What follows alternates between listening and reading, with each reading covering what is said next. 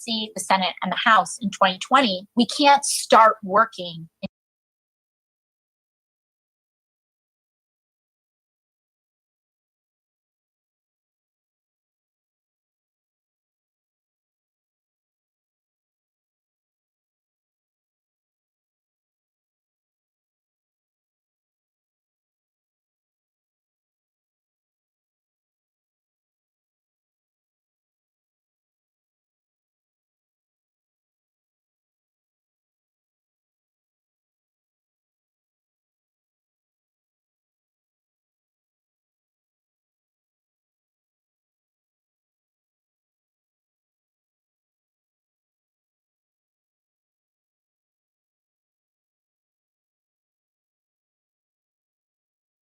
Shadows, working some of the toughest jobs, kept in modern day bondage. People commit crime. Crime happens.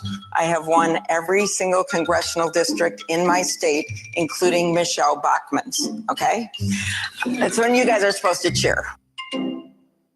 Here's how there's nothing much else you can think of. So for the last couple of years, none of us have been worrying much about those quarterly statements. But lately, it's gotten a little worrisome. It's not that bad, not yet anyway, but what goes up must come down. Now is the time to start thinking about adjusting your investments. Gold and silver have always been a hedge against stock market volatility. Uncertainty about the future has traditionally meant rising prices for precious metals. Orion Metal Exchange is the only precious metals company I trust. Give Orion a call to get a free, no-obligation investment guide about protecting your future with an enduring investment in gold and silver. You've got nothing to lose and everything to gain, including peace of mind, by calling Orion Metal Exchange now. Call them today at 800-912-2300. And with Orion, you'll get more metal for your money. Call 800-912-2300. That's 800-912-2300. And now, an interview with the Emperor of Hate, Howie Carr. If Mr. Gooner was a person, what college would she attend? The U.S. Coast Guard Academy. Is Mr. Gooner a conservative or a Democrat? Mr. Gooner is a fiscal conservative and a social liberal. If you could have dinner with any president, dead or alive, who would it be? Calvin Coolidge. He was from Massachusetts, and I liked his attitude towards public sector unions. And he said, the business of America is business. He's my guy.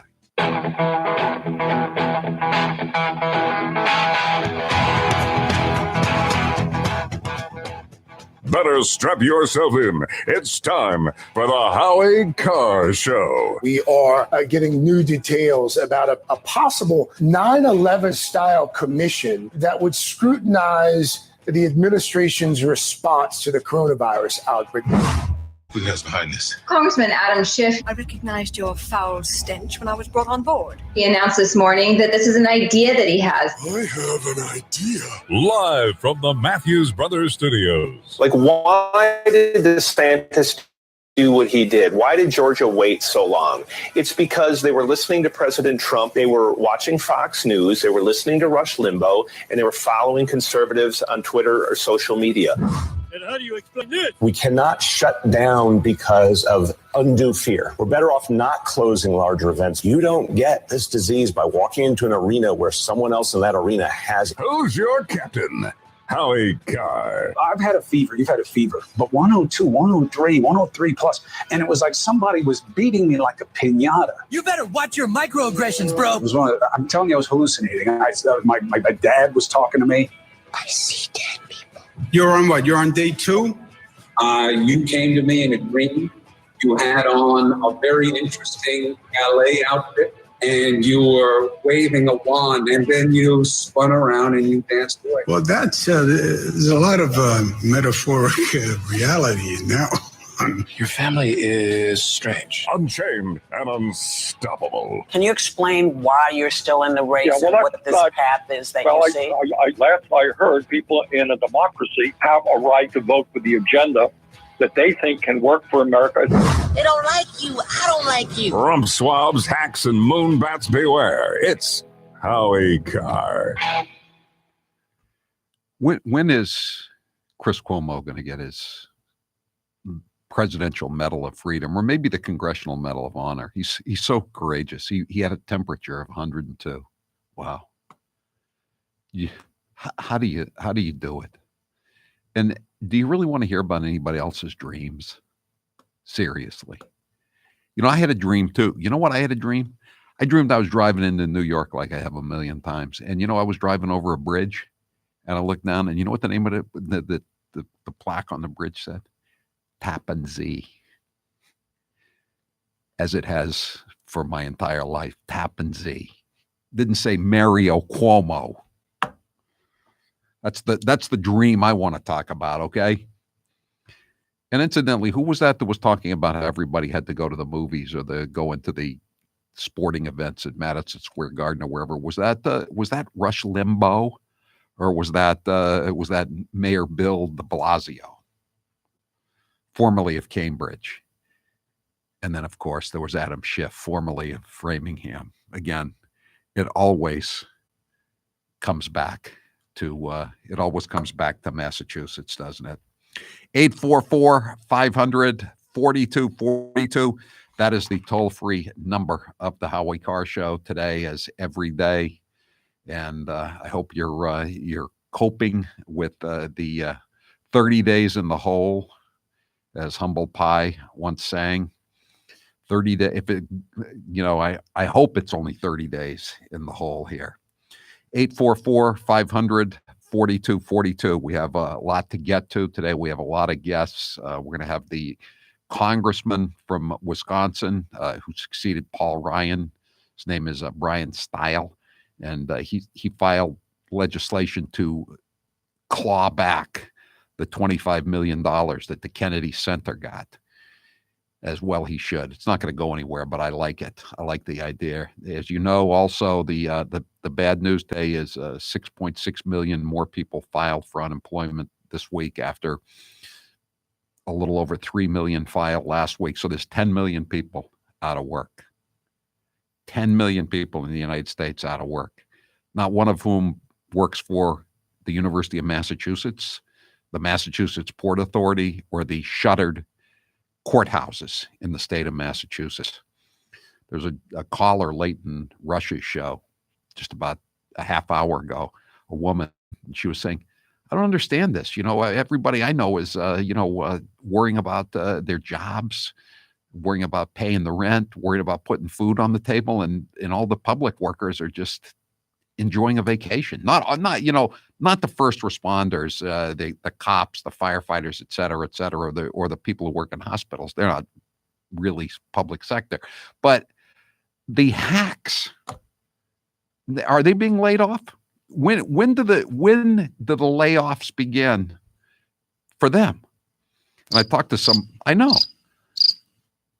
somebody who works in one of the public sector agencies, got some people working for him. And so he said, well, you know, you've had 2 weeks off. Okay. You've had a 2-week vacation. Can you at least take some online training? You're getting paid. Can you take some online training? And they grieved him. The union filed a grievance against him. They don't have the computers to undergo that. What about taking care of their kids? Et cetera, et cetera, et cetera. You know what else I heard today? This is Massachusetts news. One of the people who was at that hearing in front of the SJC to release all the inmates in the county jails. This is a lawyer I guess he's pretty good, and he was trying to read the tea leaves. He thinks there's a good chance that they're going to let all these prisoners out. This one facility, there's about 500 people in there. Under the guidelines they've set up, they would have to release 300 people. So again, here's the situation we're in now in the United States of America, in most of where most people live now in the United States. If you go outside and you're on one of these lockdowns or stay-at-home orders, you could be theoretically arrested and thrown in jail as a law-abiding citizen who leaves the house. And at the same time, all the woke public defenders and the woke, in many cases, prosecutors and DAs who were elected with George Soros money over the last couple of years, they want, in the interests of safety for people who've committed crimes and who don't have jobs, and most of them are drug addicts or alcoholics or both, they want to release them for their safety onto the street. They have nowhere to go. They have no source of income, but they want them to be released for their safety. While if you go outside, you could theoretically be locked up, even though you haven't committed any crimes. 844-500-4242. 781 says all the public sector employees are the ones who keep saying Charlie Parker is doing a great job. Stay home, stay safe. Yeah, because none of them will lose their pensions, retirements. It's our jobs. Yeah, how about these people? How about Bill Gates? Bill Gates wants a 10-week shutdown of the whole entire United States of America. 10 weeks. Easy for him to say. He's worth how much? He's worth more than Bloomberg. He's worth $100 billion, something like that. Larry David. He says anybody who doesn't believe in having a shutdown, a month or 2 months is an idiot. Again, very easy for Larry David to say that. He was the executive producer of Seinfeld.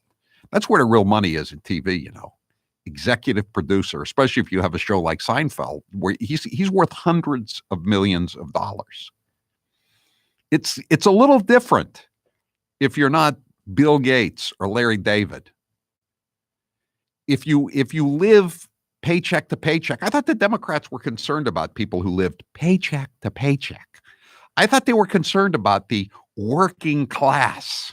How many times does Bernie Sanders or AOC talk about the working classes, working men and women, working people?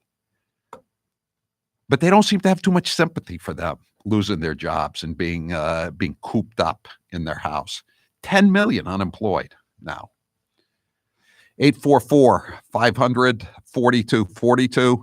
We do have some more Joe Biden cuts. There was nothing new yesterday, but I went through. I decided to write another column updating for the Herald on updating some of his stuff. So I went back and I pulled some more cuts. There was a lot of comic gold when in his interview with the Jimmy Kimmel, Jimmy Fallon, one of those guys. Oh man, Jimmy Fallon? Are they mediocre or what? Jimmy Fallon's less than mediocre. Kimmel is mediocre. I can't tell them apart. They both suck. Kimmel is sometimes funny. Okay. That's how you tell them apart. See, life is too short, Taylor, to be wasting my time watching people who are sometimes funny. And especially when they have the same first name as somebody who is never funny. And I might get confused and be watching the one who's never funny. Oh, horrible. And they don't look like they even took a shower. I know they're doing the show from home and all that, and from their basement. But I mean, could you at least step into the shower? 844-500-4242.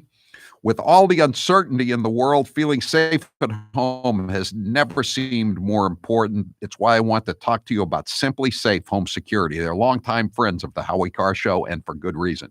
Simply Safe has made it easy to finally get comprehensive protection for your home. There are no technicians or salesperson who need to come and disrupt your house. You don't need to pay any outrageous monthly fees or sign a 2-year contract. You just order online, set it up yourself in under an hour, and your home is protected 24/7 with emergency dispatch for break-ins, fire, and more. All this for just 50 cents a day. And we're not the only fans of Simply Safe. U.S. News and World Report named Simply Safe best overall home security of 2020. Right now, when you head to simplysafehowie.com, my listeners will get free shipping and a 60-day risk-free trial. That's simplysafehowie.com to make sure they know that our show sent you. You have nothing to lose here, and everything to gain, including peace of mind. From Simply Safe and all of us here, wishing you safety and good health. I'm Howie Carr. He's New England's talk radio king. He's Howie Carr.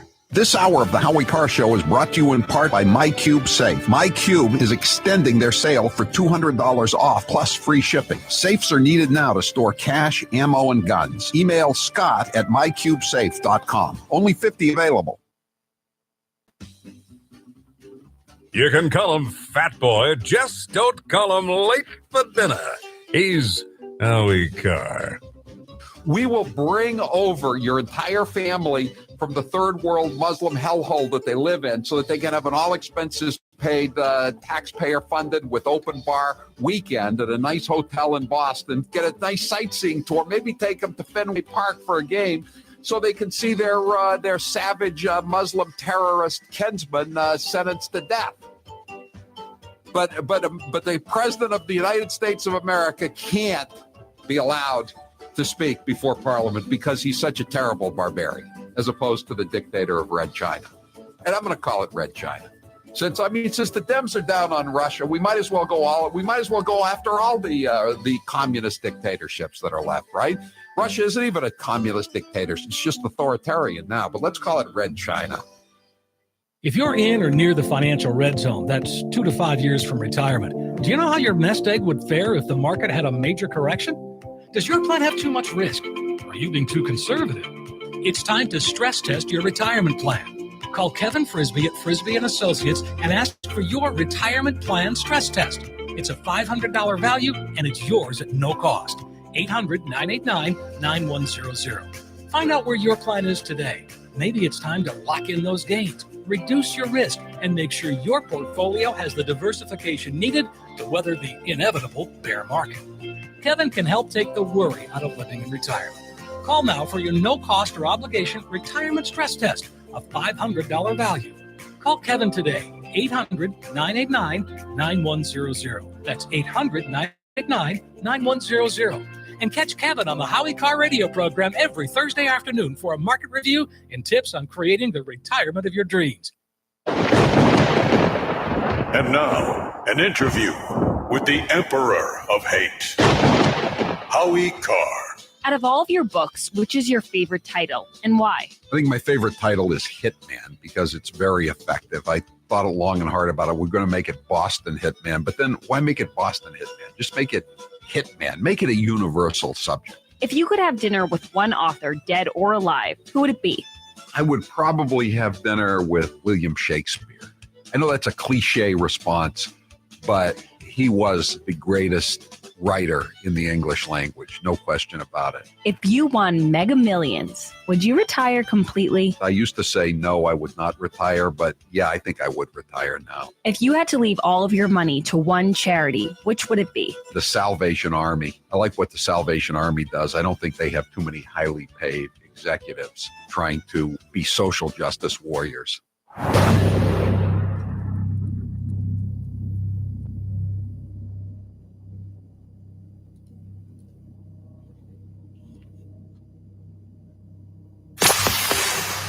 Hi, this is John in the People's Republic of Amherst, Massachusetts. This is Heather from Litchfield, Maine. This is Kent, Wichita, Kansas, and this is the Howie Carr Show.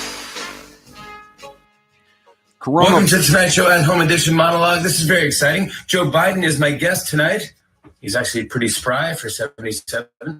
For example, he's going to Zoom with me tonight.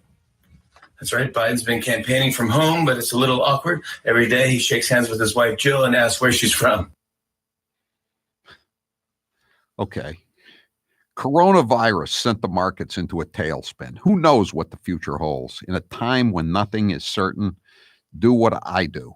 Trust Orion Metals Exchange.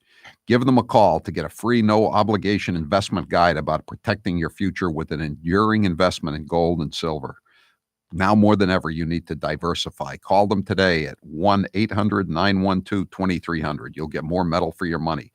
Call 800-912-2300. Taylor, what's the poll question? What are the results thus far? Which are you more concerned about, getting the virus or losing your job? Losing my job. Who's going to fire you? I have jobs. Oh, yeah, other jobs. And plus, I mean, I have to rely on income coming in to the company. So I'm at risk. What do you think? I'm a court officer at some district courthouse? Think I'm some hack judge or clerk magistrate making $155,000 a year for life? No. I'm just saying, if it came to it, who tells you you're fired from your own show? It doesn't, if you own your own business, it doesn't really, if you don't get any gigs, Taylor, you're out of business as a Frank Sinatra wannabe, aren't you? I just sing his songs. I don't sing like him. But yes, 56% say they're more concerned about getting the virus. Oh, my God. I think that will change as time goes on here. 844-500-4242. I keep hearing from people say they love the Biden stuff. They can't get enough of the Biden stuff. You lead with your best. It's like Jimmy Kimmel, Fallon, whatever. They have a monologue, right? They still do the monologue first every night. They lead with the funny stuff or the purportedly funny stuff, right? So we do the same thing here at the Howie Carr Show. Only our stand-up comic is a guy who has trouble standing up. And that would be Joe Biden. So he was in the Senate for how many years? 36 years, maybe 36 years in Congress. And so you'd think he would know the name of the Defense Production Act, wouldn't you? You would think incorrectly. Cut 2. This is the President of the United States.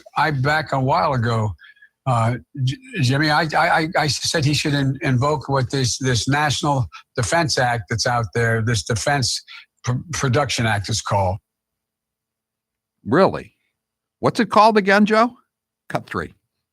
And we need to move quickly to get that done. He has the power to do it under the act that I just referenced to. Okay. You know, one thing about Joe Biden, he's a Renaissance man. He couldn't spell Renaissance. He's not really clear what the Renaissance was, where it was, but he's a Renaissance man. He's not just a policy geek, a wonk. He's into the finer things of life, like Irish poetry, because he really is of Irish descent, even though he came out of the Welsh coal mines, or at least he did at one time or another. But he likes Irish poets. Cut 4. I want to see you quoted, is it Yeats? Or does a poet? It could have been Yeats, or it could have been Seamus Heaney. It could have been a number of Irish poets.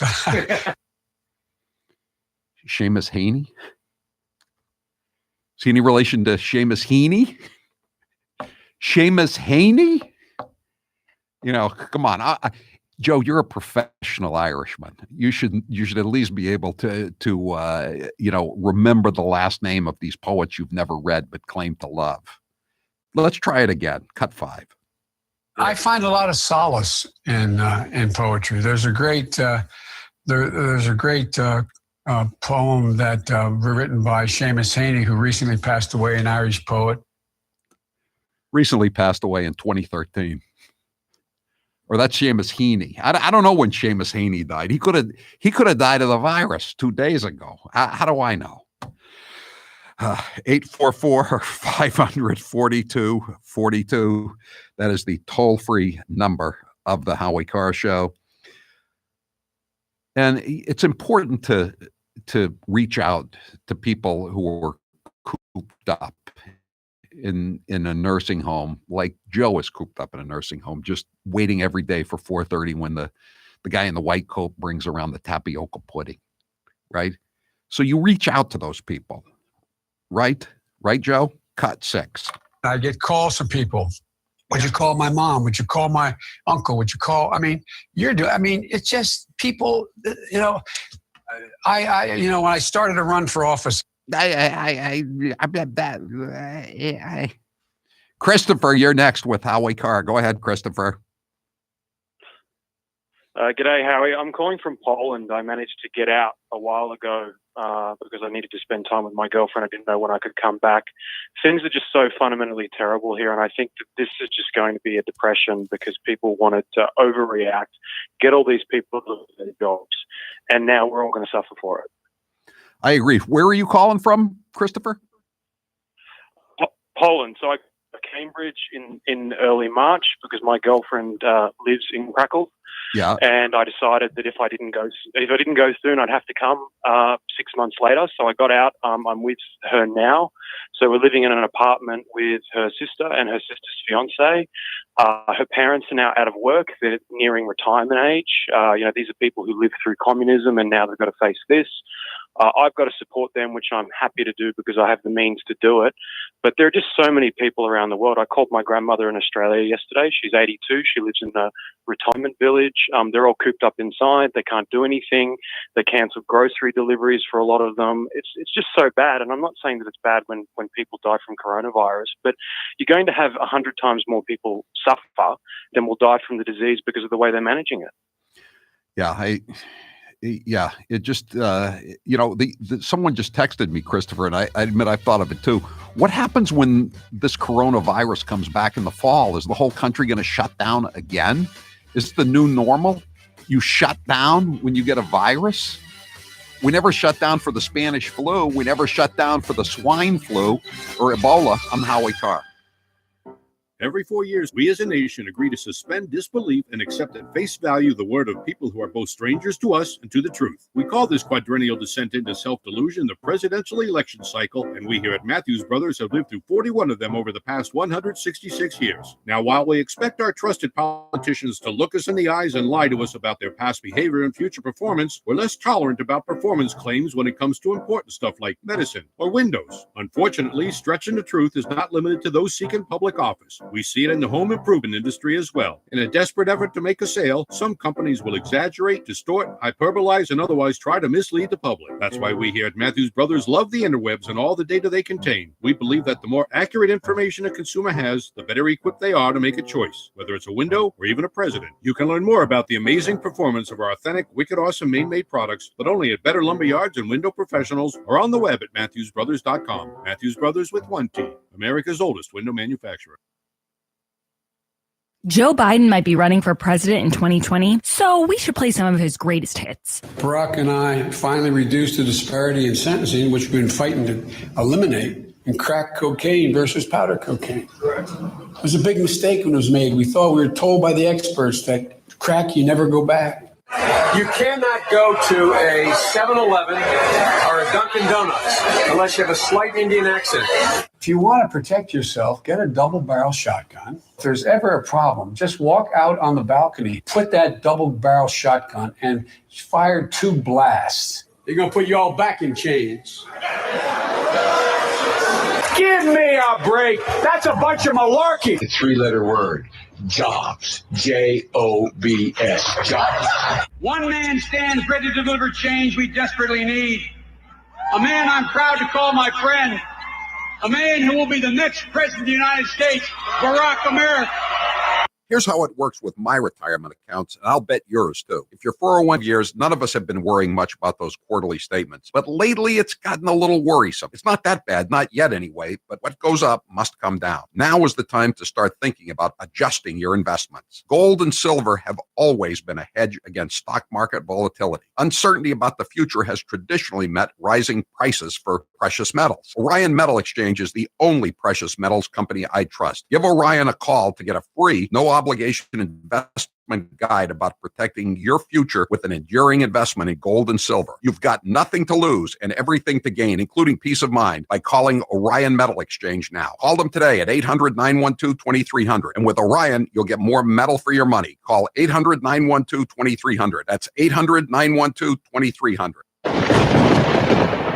And now, an interview with the Emperor of Hate, Howie Carr. Who was your favorite actor? Humphrey Bogart, no doubt about it. I Taylor. love all the old Humphrey Bogart movies.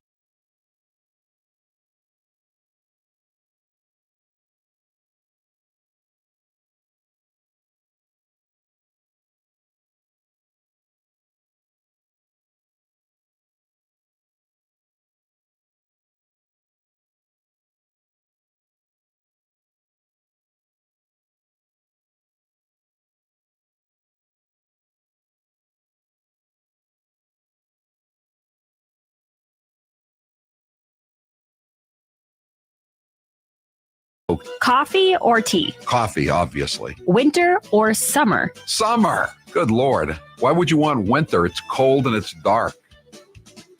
And now, an interview with the Emperor of Hate, Howie Carr. How did you come up with the name VB? My first producer and I both had steady girlfriends, or we were married or whatever. And VB was always saying that we were whipped, if you know what I mean. finally, I said, you don't even have a girlfriend. I've never seen you with a female. As a matter of fact, I don't think you have ever had sex. You are just a virgin boy. What is your biggest fear? That Donald Trump will not be reelected in 2020 and that some horrible Democrat will come in and finish off the destruction of this once great country. Out of all of your daughters, who is the least like you and why? Probably Charlotte, even though we went to the same high school, Deerfield Academy. She has a different sense of her responsibilities than I do. Let me put it that way. She has a different regard for money. She's not a cheap bastard, in other words.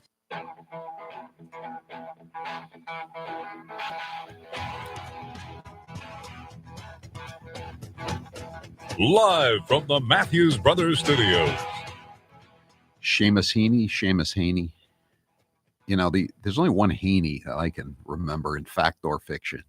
And several of the texters have mentioned it. And it's Mr. Heaney from the old show Green Acres. And he was the one who was always trying to swindle Eva Gabor and her husband, Oliver Douglas, or Eddie Albert, whatever his name was. And his name, Mr. Heaney. And of course, that brings us full circle back to Biden, because Green Acres was a spinoff of Beverly Hillbillies and Petticoat Junction. And that's Uncle Joe, he's a moving kind of slow at the junction. Petticoat Junction. That's right. That's Uncle Joe. He's a moving kind of slow. But somehow, he's become unstuck in time, and it's just Haney, it's Green Acres, Petticoat Junction. Maybe he's going to, the next interview he's going to be given with Noah Trevor, or whatever his name is, the other guy from the late night shows that nobody watches. Maybe he's going to talk. Yeah. No, I go to my, I take a few laps in the cement pond every day at my house here. All right. 844-500-4242. John, you're next with Howie Carr. Go ahead, John. Hi, Howie. Thank you. So I just wanted to let you know that some of the public service employees are working hard. I was in Boston today, and everywhere I went, I saw tickets on cars on empty streets. Wait a second. I thought didn't Marty Walsh have a prime time address a couple of weeks ago, and he said they were going to lay off the tickets? They're back out again? No. Howie, I'm not kidding you. He talks about mixed messages from Trump. The street is completely empty. I see a truck that's a mechanical engineer. Is he sure they're not like informational flyers of all these cars? Not the streets on it. I can see if it's like a presidential ad. These are empty streets. There's like maybe 3 cars on the street, and 2 or 3 of the cars have tickets on it. Are these flyers? Are these the orange, the traditional orange meter maid issues? Or are they flyers? Could they be some kind of flyers for a restaurant offering takeout? Well, I'm just concerned about the meter maids getting virus walking around in the streets, how they're getting exposed. That's very thoughtful of you, John, to be concerned. We all are concerned about that. They should be self-quarantining, all the meter maids of all. You're definitely right about that, John. Thank you. Lee, you're next with Howie Carr. Go ahead, Lee. Yeah, 3 quick things if I can, Howie. First, Jimmy Fallon's joke about Joe Biden having to introduce himself to his wife every morning. Yeah. That may be a little more truth than not, I'm afraid. Well, good humor it has a basis in truth. That's what makes it work, right? Yeah, that's right. Another thing is, I think the whole country took him to his word and went out and bought a shotgun. And that's a fact. You are absolutely correct about that. We're trying to find out what's going on with the gun shops in Massachusetts. There still seems to be a lot of confusion. We're going to have a lawyer on later in the show from Worcester County, and he says he's going to file a suit against the governor and against Mara Healey, claiming that they have no right under the Constitution to shut down the gun shops. If you didn't hear us late in the show last night, we talked to the owners of Cape Gun Works down in Hyannis, and they're getting all these mixed messages. One day it's okay for them to be open, and the next day they strike the language, the paragraph in the order defining essential and non-essential businesses, and they say the gun shops can't remain open. And I asked them, well, wait, you supply the local police departments down on the Cape. So can you still sell to them? And they said, yeah, we're still selling to them. And I said, but you can't sell to me? And they said, yeah. And, after the show, I was driving home and I thought, I think this is what the Second Amendment is all about. The founding fathers couldn't have envisioned coronavirus, but they envisioned this a time when the authorities could get their hands on firearms and ammo and the citizens couldn't. And that's why we have a Second Amendment. I don't mean to, overly dramatize it and say there's going to be a revolution or anything, but I think this is a rather dangerous situation where you're saying that that it's not necessary for people to have firearms. And again, there are more people applying to get guns now than ever before. Even more so. I think the gun shops never thought they were going to have better months than those leading up to the 2016 election, say September, October of 2016, when people thought Hillary Clinton was going to be elected. And she was running around the country basically saying she was going to appoint justices to the Supreme Court who were going to repeal, the Second Amendment. That's what that reference to D.C. versus Heller was, the court case decided by the Supreme Court, the U.S. Supreme Court. People got it, Us credulous boomer rubes, we can hear a dog whistle when they blow one. Thanks for the call, Lee. John, you're next with Howie Carr. Go ahead, John. Hello, Howie. How are you? Good.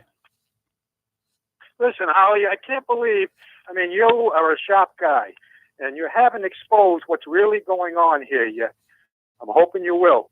But nobody wants to dig deep and go under the scratching of the surface and see that who's behind this whole thing, okay?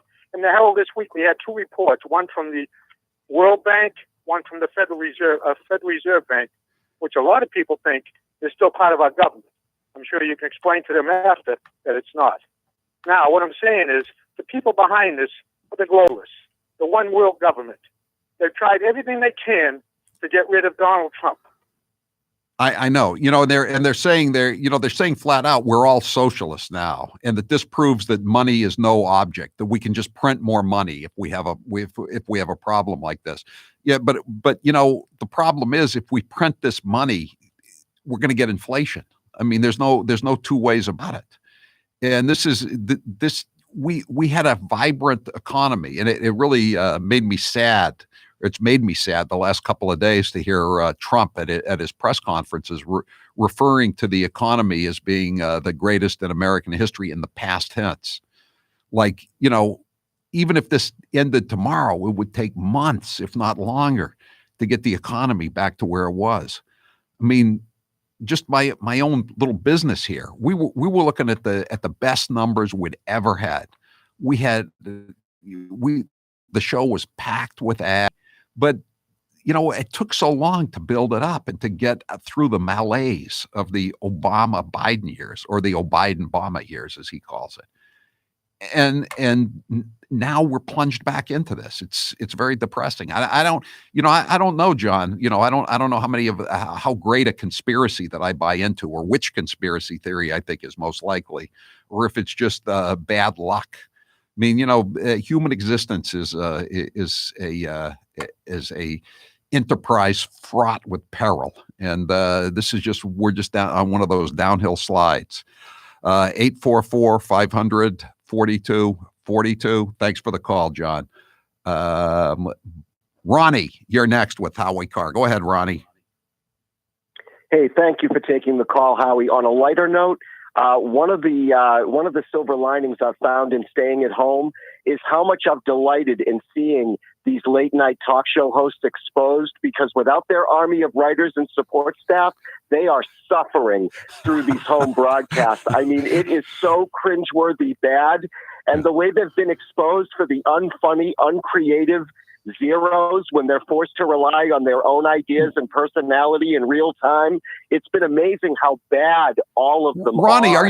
Ronnie, I don't watch them. I haven't watched anybody for years, but are you telling me they're not quite as terrible as I've been seeing them in their interviews with Joe Biden when they're actually wearing a coat and tie and they're in New York or LA or wherever they do these shows from? They're somewhat moderately entertaining, because they sure weren't entertaining with Joe Biden. Howie, in these home podcast episodes, they look terrified and they're sweating and they are just really just plodding their way through. I mean, from Samantha Bee to Kimmel to Fallon to all of them. I mean, they are suffering. It reminds me of election night when all the anchors were suffering through their broadcasts with the announcements. Like, that's exactly what they're like, having to do their show on their own. And it shows how, like, you could take a guy like Bill Burr and just give him an iPhone 3 and say, make a special, and it'd make you laugh your ass off. And these people that are so-called the funniest people in America just are awful when they're by themselves. It's been the one bright side I've enjoyed staying at home, and thank you for the time, Howie. Thanks, Ronnie. Do you agree with that, Taylor? You watch these people a little bit more than I think I do. Certainly than I do. Oh no, I don't watch any of these guys. I watch old Johnny Carson reruns. Yeah, I mean, I was going to say, I almost dated myself by saying I haven't watched anybody since Johnny Carson. No, no. If I was a good boy, if I was a good little boy, my Uncle Ray would let me stay up and watch Jack Parr about once every 2 months. But I never saw Steve Allen. I talked to Steve Allen a couple of times, but I never saw him on the show. But Johnny Carson was the guy I went to, and I wasn't a big Jay Leno fan either. Actually, I watched him a few times, but not. They don't. These guys, you know what? I think Ronnie's probably right though that they're really, really bad now because they don't have writers. 844-500-4242. Johnny, you're next with Howie Carr. Go ahead, Johnny. Yeah, Howie, for the first time in my life, I'm "Here's truly Johnny." disgusted with this country, especially the federal government. Not the federal government as much as the state government, the way Charlie Baker is just flip-flopping. And I have my American flag that I got when I came back from Afghanistan. It's my battle flag that we flew, and I have it hung upside down outside my house. I'm just disgusted with the way this country is handling things. That we've purposely just T-boned our economy. I know. For the sniffles. It's CYA, though, Johnny, wouldn't you say? I mean, everybody's trying to cover their rear ends here. They don't want to be second-guessed. You know what? If you're a woman in Massachusetts and you're under the age of 50, you're more likely to get groped by Charlie Baker's kid than you are to get coronavirus. Oh man, that's I can't really dispute that from a statistical point of view. Thanks for the call. 844-500-4242. You've been hearing me talk about SuperBeets for a while now, and I'm sure some of you are still thinking, why SuperBeets? You can take it from me. The benefits of SuperBeets are incredible. I recommend it. Get some. I'm holding up the jar right now. Have a little teaspoonful right before you even have your first cup of coffee in the morning. Put it into a glass of water, stir it up, drink it. You'll feel a lot better. Same thing after lunch if you're starting to feel a little drowsy or logy. Just have some. It really increases your circulation. It helps your blood pressure. It just makes you feel better, period. If that doesn't convince you, we can talk about the science behind SuperBeets. Beets have nitrates. Nitrates support better blood flow.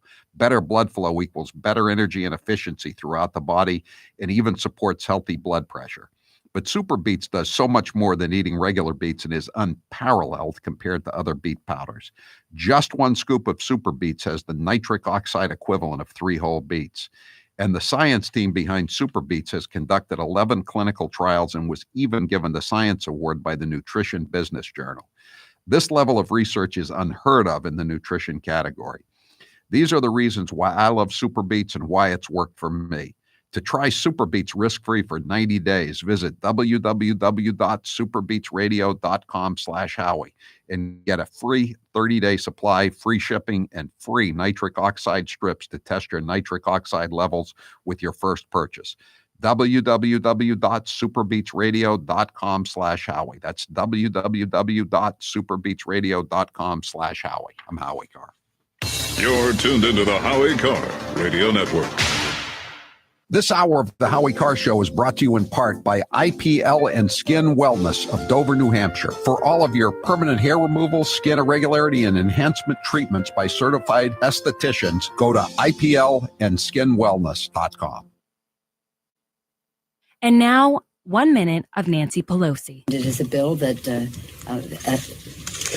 is much needed for our farmers and ranchers. I think there are only 47 votes against it in the House of Representatives. The American people should know the source of it. Again, we are engaged in the year-end continuing resolution, Homeland Security. I'm not sure. No, I haven't spoken to him since he called the other day, which was a very amicable conversation. Amiable, I guess you would say, not amicable. And I talked to Chuck last night to say, we haven't had an answer. There are other things that are going on that are newsworthy, and I think you'd have more viewers or readers if people address concerns that people have. The list goes on about the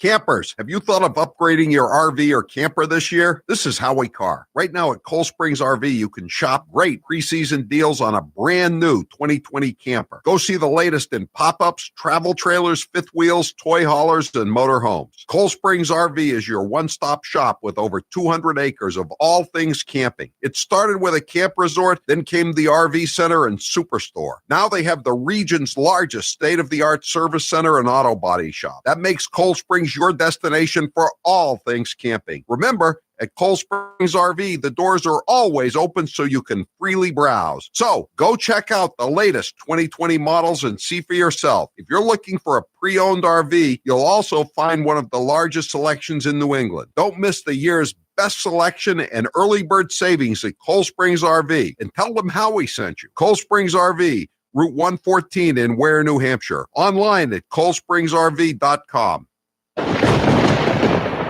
And now, an interview with the Emperor of Hate, Howie Carr. If you could go back in time and give your younger self advice, what would you say? Get a state job, because behind the job comes the pension. What's the best advice anyone's ever given you? Most advice is pretty forgettable. What's the best money you've ever spent? The investment I made to leave the corporate radio prison I was in, the worst people I ever worked for, no doubt about it. I'd probably be dead if I were still working for them. If you were on a deserted island and you could only bring 3 things, what would you bring? A radio, a Wi-Fi system, obviously, and a computer, and I would bring some books. Don't ask me which books, too hard a question. What was your dad's job when you were growing up? My dad worked as a resort hotel manager. He worked in Florida at the Breakers in the winter, and then he worked at the Mountain View House, as it was called then, in Whitefield, New Hampshire, and various other places.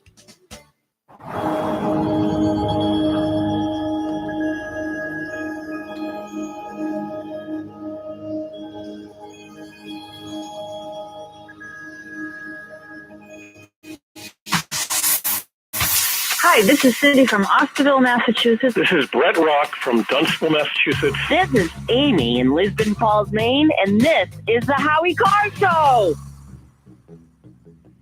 844-500-4242 at this time each week. And on Thursday, in the last segment of the first hour, we're joined by Kevin Frisbee, the financial wizard of the Howie Carr Show, to discuss the financial situation. And of course, this is a good time to be talking to him. Kevin, where do you want to start today? Hey, Howie, boy, what a dramatic few months, really. We could go every single day and talk about something new. So, I mean, the jobless numbers is a place to start, I guess. 6.6 million. It was more than 2 times what the expected number was this morning. You're right. I heard you earlier in the show. 10 million plus jobs lost in 2 weeks' time. It's terrible. It's terrible. You know, I think a lot of people, though, are asking, and I don't know if you can give us any insight into it. Who's going to get these checks? There seems to be a lot of confusion about who's going to get the checks. If you have to ask for the check or file for the check, if you're retired, do you get a check? How is it? Do you have any understanding how it's going to work? Have you sorted it out yet? I do. You asked me that last week, and I went and did some research on that. So it should be pretty simple. Anybody that ever files taxes, as long as they don't go above the income threshold, what's the income? $75,000 for an individual. Okay, 75 for an individual. 150 for a household. Okay. And above that, you're phased out. For every 1,000, you get deducted $25 or $50 from that stimulus check. Here's the big question I get asked a lot of times. You asked me this last Thursday. How about people on Social Security? Yeah. The answer is yes. It's automatic. Even if they haven't filed taxes for the last several years, if they haven't made enough money and they are on Social Security, they're going to automatically get a stimulus check. Okay, so they don't. Those don't have to call you. Who has to call you to find out where they stand in getting a check, which is especially necessary because 10 million people have lost their jobs in the last 2 weeks. Yeah, again, I'm concerned about the numbers, obviously, and people losing their jobs, but the package they put together with the extended federal unemployment benefits, in addition to the state benefits, is going to help people out. And they didn't really give a long an end timeline of that federal unemployment benefits. So I think they're going to do enough to shore that up so that people can get paid and pay the rents, pay the mortgages, those type of things. People that want to call us, here's where we can help people. If you have investments and you don't know where to turn or what to do with your investments, we're the people to call, and we can kind of guide you through, and we can do phone consultations with you. You don't have to come and meet us, particularly for the shutdown for the next month. People want to do that, Howie. They can reach us at the 800 number, which is 1-800-989-9100. Okay, so give us that number again. The number, Howie, is 1-800-989-9100. You don't have to be here in the state of Maine. I happen to be in Dover Foxcroft right now meeting some clients. You can be anywhere in New England where you listen to the show. We can consult you and figure out what where to look at and what investments to look at within your portfolios. And what's your web address, Kevin? Web address, Howie, is frisbeebenefits.com. Frisbee spelled IE, benefits with an S. Okay, and what's the status with small businesses? I keep hearing if small businesses and bigger businesses too don't lay anybody off, they can get a relief package or a loan or whatever from the government. But if you lay people off, you can't get the money. Is that how it works?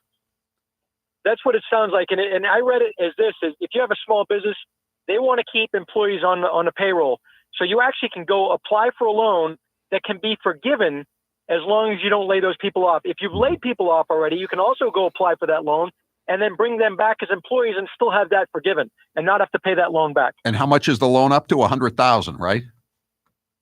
Yeah, something like that, depending on the size of the business, I understand. So if you have 100 employees, it's going to be a bigger number, I'm sure. Yeah, I'm noticing in the industries that I work in, they're talking about quote unquote furloughing people, and it just seems that they're saying they're going to furlough them, but I got a feeling they're never coming back. But the businesses are just looking to get that free money from the federal government. Is that your analysis of that situation with these furloughed employees?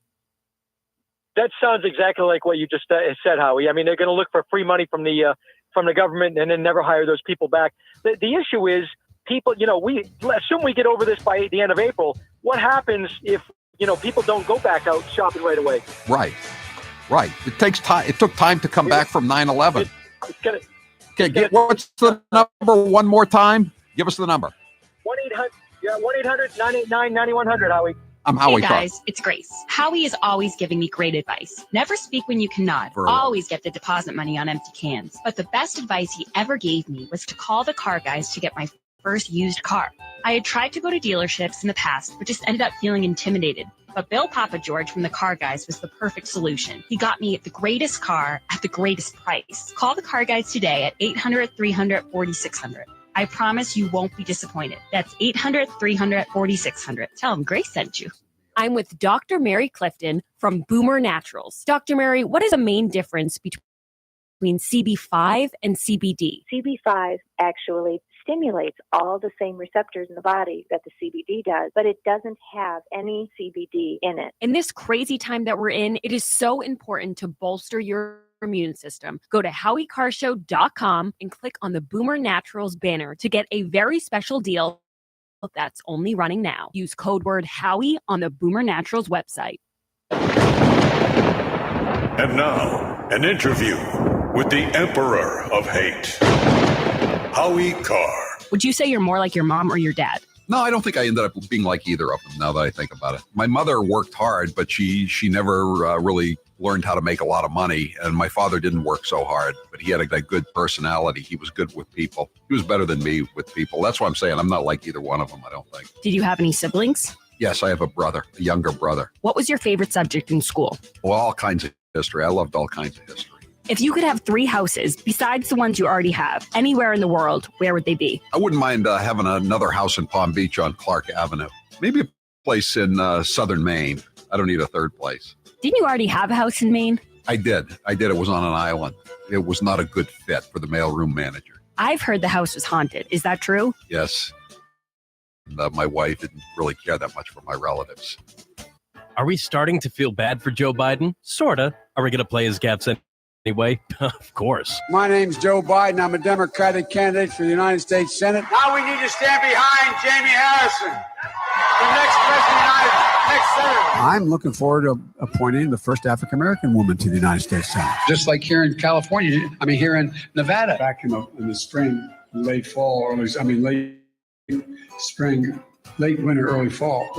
Anyway, you know what I mean. Look, tomorrow's Superstar Tuesday. I tell you what, I'm rushing ahead, aren't I? We hold these truths to be self-evident. All men and women created by you know the thing. It says you cannot have 20, 30, 40, 50 clips in a weapon. We'll see who's sleepy. Mr. Vice President, thank you. All right, Chuck. Thank you very much. All right. It's Christmas. Sometimes I wake up and I think it's 1920, not 2020.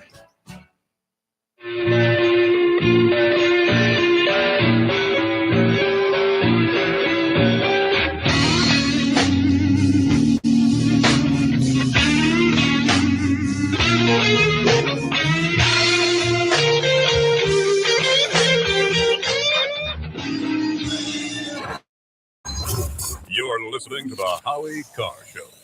Why is finding promo codes that actually work so hard? With Honey, it doesn't have to be. Honey is the free online shipping tool that automatically finds the best promo codes so you don't have to search for one yourself. No more Googling promo codes and only finding expired ones. No more digging in the dark corners of the internet, desperately looking for a discount. Just download Honey to your computer and head to one of your favorite shopping sites like Walmart, Home Depot, eBay, Target, etc. When you check out, click the little Apply Coupons button that pops up. Wait a few seconds for Honey to scan its database of all the working coupons on the web. Then watch your price drop. Honey has over 100,000 five-star reviews. That's a lot. So you know it must be good. In fact, Honey's found over $2 billion in savings for its nearly 20 million members. Not using Honey is literally passing up free money. Download Honey on your computer for free at joinhoney.com/Howie. That's joinhoney.com/Howie. And now, an interview with the Emperor of Hate, Howie Carr. You are known as a cheap bastard. Which one of your daughters is the cheapest and why? Charlotte is the cheapest, and I say that because she's always using my credit card. We keep changing the credit cards over and over again, and she keeps busting in and using them again. Most recently, just this week, she spent $75 at AT&T. What's the cheapest thing you do now to save money? The cheapest thing I do currently to save money, I guess, is I take all the bottles and cans back to the market basket every weekend. I always like to save that money. I can't stand to throw those bottles and cans away and have the unclaimed returns go to the state of Massachusetts for illegal aliens. Do you recycle? Yes, I do recycle. When I got on the town meeting, I saw that the town dump was probably the only department in the town that was running in the black, and it's because of all the recycling that was going on. So I try to keep my taxes down that way. And now, an interview with the Emperor of Hate, Howie Carr. Who is your favorite actor? Humphrey Bogart, no doubt about it. I love all the old Humphrey Bogart movies. Jimmy Cagney would be a close second. Do you have a celebrity crush? No celebrity crushes. Ginger or Marianne? I always was a Marianne person. Never was bowled over by that Hollywood look.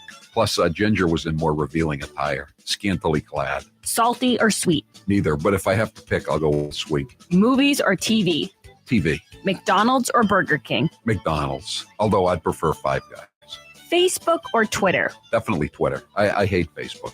Cake or pie? I'm a cake guy. Coke or Pepsi? Diet Coke. Coffee or tea? Coffee, obviously. Winter or summer? Summer. Good Lord. Why would you want winter? It's cold and it's dark. You're listening to the Howie Carr Show. And now, another minute of Madam Speaker, Nancy Pelosi. But again, don't... You have these wings, AOC and her group on one side. That's like 5 people. They would say, play games, and then they'd say, open sesame. Except we don't say sesame, we say open Biden. But no, I because we are not. We have the number is growing. We have 91 women. There are 115 women in Congress, 116. 15 are Republican, 91 are Democrats. I happen to be a manifestation of the women power that has come forth now, but only one manifestation. It was like getting kicked in the back by a mule constantly. It was physical. It was so unbelievable. The Times found Lincoln.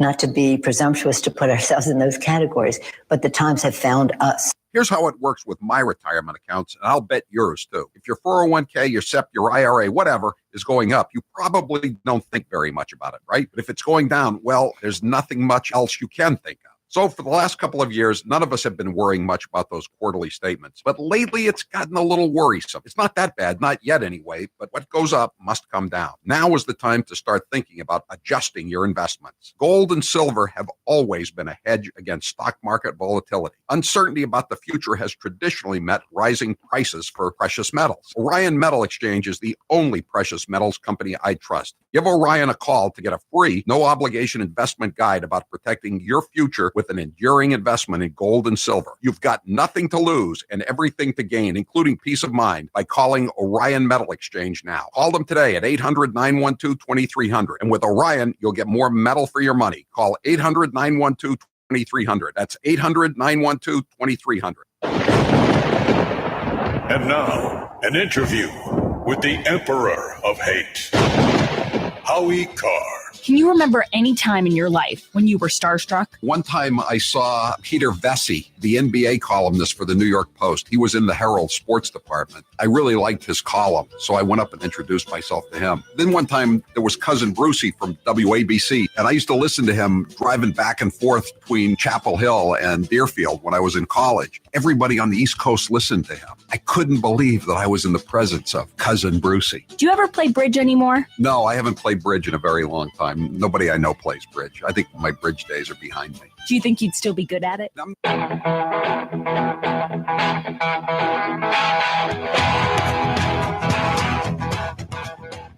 Better strap yourself in. It's time for the Howie Carr Show. We are getting new details about a possible 9/11 style commission that would scrutinize the administration's response to the coronavirus outbreak. Who knows behind this? Congressman Adam Schiff. I recognized your foul stench when I was brought on board. He announced this morning that this is an idea that he has. I have an idea. Live from the Matthews Brothers Studios. Like, why did DeSantis do what he did? Why did Georgia wait so long? It's because they were listening to President Trump. They were watching Fox News. They were listening to Rush Limbaugh, and they were following conservatives on Twitter or social media. And how do you explain this? We cannot shut down because of undue fear. We're better off not closing larger events. You don't get this disease by walking into an arena where someone else in that arena has it. Who's your captain? Howie Carr. I've had a fever. You've had a fever. But 102, 103, 103 plus. And it was like somebody was beating me like a piñata. You better watch your microaggressions, bro. It was I'm telling you, I was hallucinating. My dad was talking to me. I see dead people. You're on what? You're on day 2? You came to me in a dream. You had on a very interesting ballet outfit, and you were waving a wand, and then you spun around and you danced away. Well, that's there's a lot of metaphoric reality in that one. Your family is strange. Unchained and unstoppable. Can you explain why you're still in the race and what this path is that you see? Last I heard, people in a democracy have a right to vote for the agenda that they think can work for America. They don't like you. I don't like you. Rump swabs, hacks, and moonbats beware. It's Howie Carr. Good afternoon. My name is Carr, not Cuomo, and we won't be discussing my dreams, my fevered dreams this afternoon, nor any other afternoon. Not my style. And I know how to pronounce Rush Limbaugh's name. It's Limbaugh. I feel like your dreams would involve a lot of tartar sauce, maybe a pug. I know. I am concerned about the people that aren't making any money. 6.6 million filed for unemployment this week, 3.2 million last week. That's 10 million people. I know people are hurting for money. Just got another text. Uber Jason says, I'm dying out here. He's an Uber driver. He says, if you ever need to hire someone to shuttle one of the Bentleys from Florida, just let me know. I could use the money. Well, maybe Gooner is going to recover the pug, and you can ferry the pug down here to Florida for us from Massachusetts. He's doing better. But anyway, it's a tough time, and we're trying to get through it as best we can. And we have a lot planned here today. And someone texted me earlier today and said, "Can you let Grace talk a little bit this segment, Howie? Because she brings a ray of sunlight and hope to the show that you don't." And you said, that's not my style. I had a dream the other night that nobody was going to attack me on my text line or on the chump line. But hey, go ahead. Anyway. We will get through this, guys. It's going to be a tough month. Everybody knows it, but we're going to keep bringing you the news and stay positive. And I'm going to stay positive with a little bit of surprising news, Howie. Cruise bookings are on the rise for 2021. You're kidding. I'm not. This is from the New York Post, so you know it's legit. Now, here's the deal. They do think a good amount of these rebooks are just people who have vouchers now, who they couldn't give refunds to, so they're rebooking in hopes that, it will work out. Right. But they did say that the booking volume for 2021 has gone up 9% in the last 30 days versus this same time last year. So I don't know. I mean, I thought no one was going to go towards a cruise again, but I'm happy that they're giving cruises a second chance. Meanwhile, they're allowing two of these infected cruise ships to land, I think, in Miami. That's good news, right? I've never been a cruise kind of girl. I get very, very seasick and nauseous. I predict a lot of people are getting cruises for Christmas this year. Yeah. Well, they're going to be priced to move, Taylor. It's either a $25 Dunkin' Donuts gift certificate or a 3-week cruise. These people that have vouchers, they don't want to go, so they're just going to send the loved ones that they don't really hold too dear regifting on a cruise. Yes. I mean, if I had a ticket for a cruise, I would definitely use it. I think I'd regift. I would try hard to get my money back. Howie, it's weird you should bring up Dunkin' Donuts because that brings me to my tweet of the day. Do we have some sound effects for that?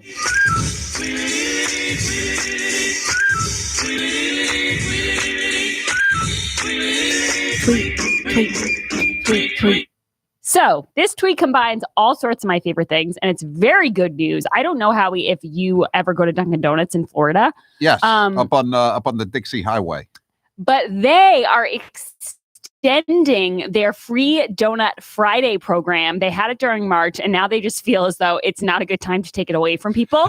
Personally, I agree, because today I was like, oh, you know what? I really want a donut, but I'll wait till tomorrow for free Donut Friday. And then I thought, oh, it's April. They're not going to do it anymore. Then this tweet pops up. And Taylor, didn't I have a burst of excitement? And a donut. Yes, I was thrilled. So that's good news for everybody. And more good news, MSNBC treads water during jam-packed news quarter, fails to add viewers. You're kidding. I mean, if there were ESPN, I could get it, right? Because who's watching ESPN? But how can a news station lose viewers at this time? Well, this is for the first quarter of 2020, so I'm not sure if it's really going to if the coronavirus stuff is tacked on. But according to this article, and full disclosure, it's published by Fox News, It says the first quarter of 2020 was filled to the brim with news from impeachment of President Trump and the contentious Democratic primary to the growing coronavirus pandemic. But MSNBC failed to add viewers, and experts say that's a serious issue for the far left network. I would say so. This should concern the MSNBC hierarchy. A professor and media critic, Jeffrey McCall, told Fox News grew 38% among total viewers, and CNN grew 26%. It was that dynamic programming with the Cuomo brothers talking about their dreams. Can we just say, I mean, I think everyone is sick of the Cuomo brothers, but my dad texted me today and he said, for all the people who claim that Trump is this massive narcissist, and let's not kid ourselves, Trump is a big fan of Trump. But what do they say about the Cuomos? Like, the world is supposedly ending, and these two can't get enough of each other's shtick.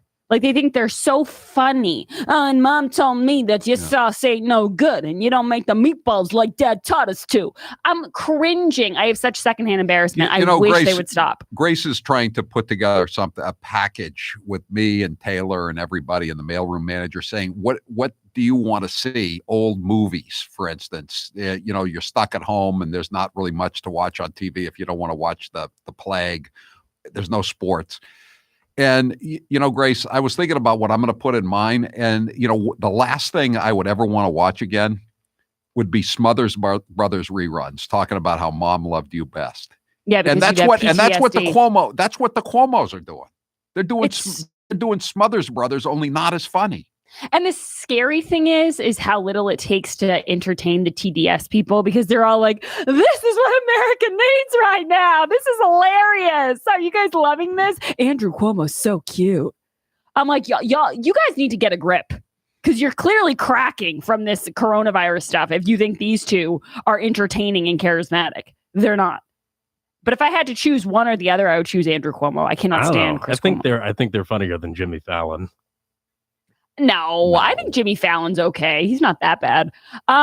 Anyway, though, I also want to give a major kudos to Bob Kraft. I know you mentioned this, Howie, I think yesterday, but many people took to social media today to praise the New England Patriots owner. What's interesting is this article is actually in the Boston Globe, and all they're really known for is trying to get Bob Kraft's sex tape.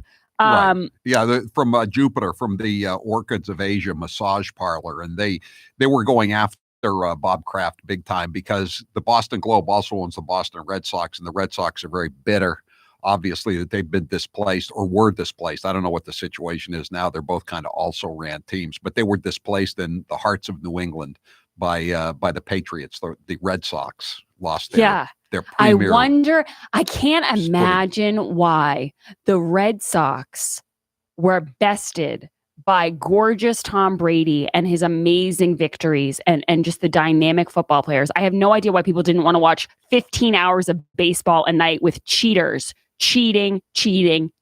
I'm shocked. But anyway, congrats to Bob Kraft for sending the plane over. He picked up 1.2 million masks from China, and also how Boston hospitals are getting, those machines Trump was talking about the other day. They're game-changing machines that can ventilators. I think they can sterilize 80,000 protective masks. I know. A day. This is the other. Yeah, this is the other thing. Yeah. Which is huge, because then you can clean them and get a few more wears out of them, which is really helpful to the hospitals. So Boston's getting one of those machines, and that's really cool. Howie, when we get back, I have more news, including that highly Trump-touted coronavirus drug, the anti-malaria drug. There's more news on that. And I also want to let people know that this news segment is brought to you by Boomer Naturals. A lot of people have heard of CBD, and it has amazing effects. But I'm one of these people. I'm not crazy about cannabis and getting into all that. It kind of freaks me out.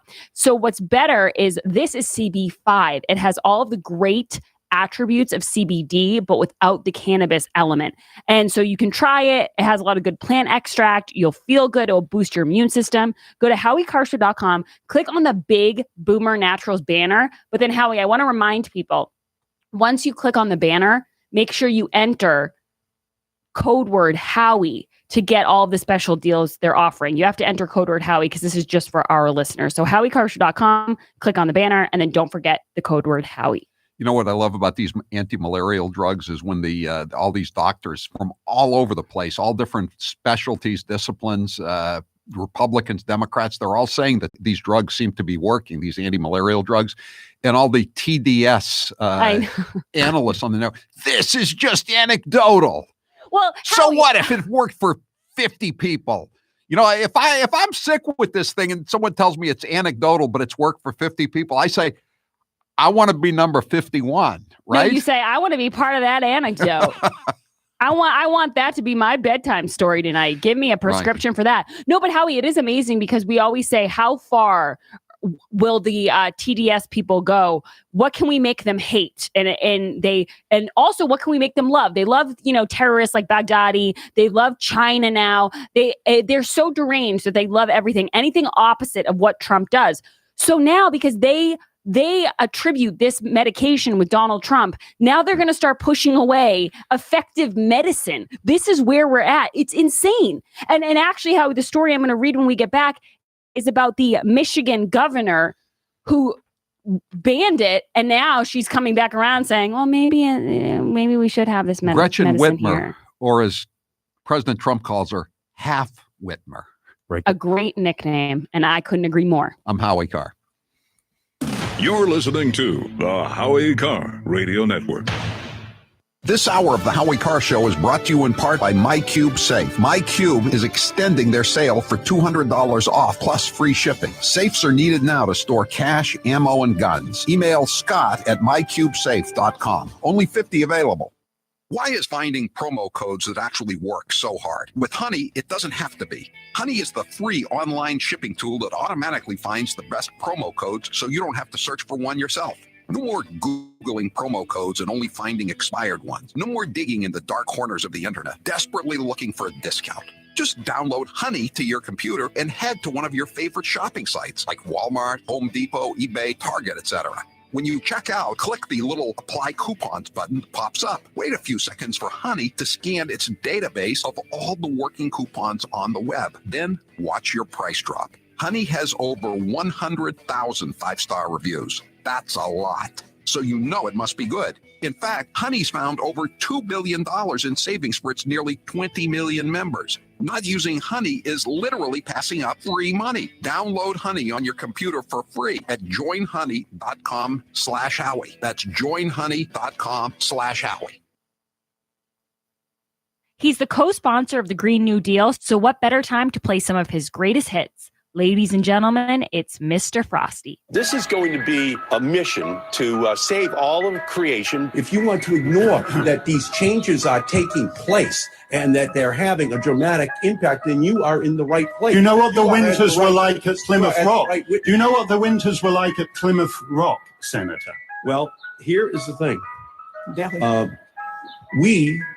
You don't. How long has your family been in Massachusetts? We are new arrivals, and Mr. President, American history was made last night. The Boston Patriots won the Super Bowl. When the Second Amendment was written in order to maintain a well-regulated militia, they did not have in mind that people could purchase guns indiscriminately. The president is acting like Pontius Pilate. If you're in or near the financial red zone, that's 2 to 5 years from retirement. Do you know how your nest egg would fare if the market had a major correction? Does your plan have too much risk? Are you being too conservative? It's time to stress test your retirement plan. Call Kevin Frisbee at Frisbee & Associates and ask for your retirement plan at a $500 value, and it's yours at no cost. 800-989-9100. Find out where your plan is today. Maybe it's time to lock in those gains, reduce your risk, and make sure your portfolio has the diversification needed to weather the inevitable bear market.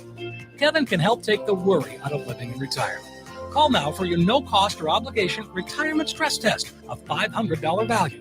Call Kevin today, 800-989-9100. That's 800-989-9100. And catch Kevin on the Howie Carr radio program every Thursday afternoon for a market review and tips on creating the retirement of your dreams. And now, an interview with the Emperor of Hate, Howie Carr. Who do you consider the biggest rhino in the Republican Party? probably is Paul Ryan. I wish a Republican were still the speaker, but Paul Ryan was scarcely a Republican. And there was a reason he was Mitt Romney's running mate, because we had a rhino ticket in 2012. Where did the expression, "How many more, Mr. Speaker? How many more?" come from? That comes from the State House. There used to be a state rep who sometimes would talk about atrocities that were happening in crime. And he would get up there and he would say, "How many more, Mr. Speaker? How many more?" And I just picked it up and it became a trademark. Where's your favorite place to go out to eat in Palm Beach? My favorite place to go in Palm Beach is probably the Honor Bar, which used to be O-Bar, and you can get a really great hamburger there, and they have a great coffee machine that brews each cup of coffee individually.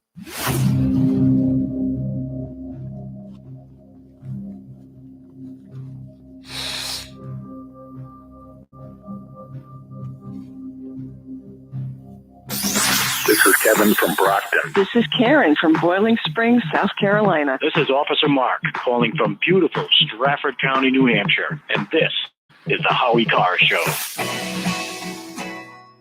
Coronavirus sent the markets into a tailspin. Who knows what the future holds? In a time when nothing is certain, do what I do. Trust Orion Metals Exchange. Give them a call to get a free, no obligations investment guide about protecting your future with an enduring investment in gold and silver. Call them today at 1-800-912-2300. You'll get more metal for your money.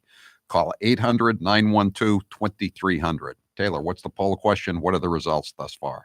Which are you more concerned about, getting the virus or losing your job? Losing my job. 48% say losing their job is of more concern. We'll have John Hinderaker talking about this in the next segment from powerlineblog.com. He has a good column about it today.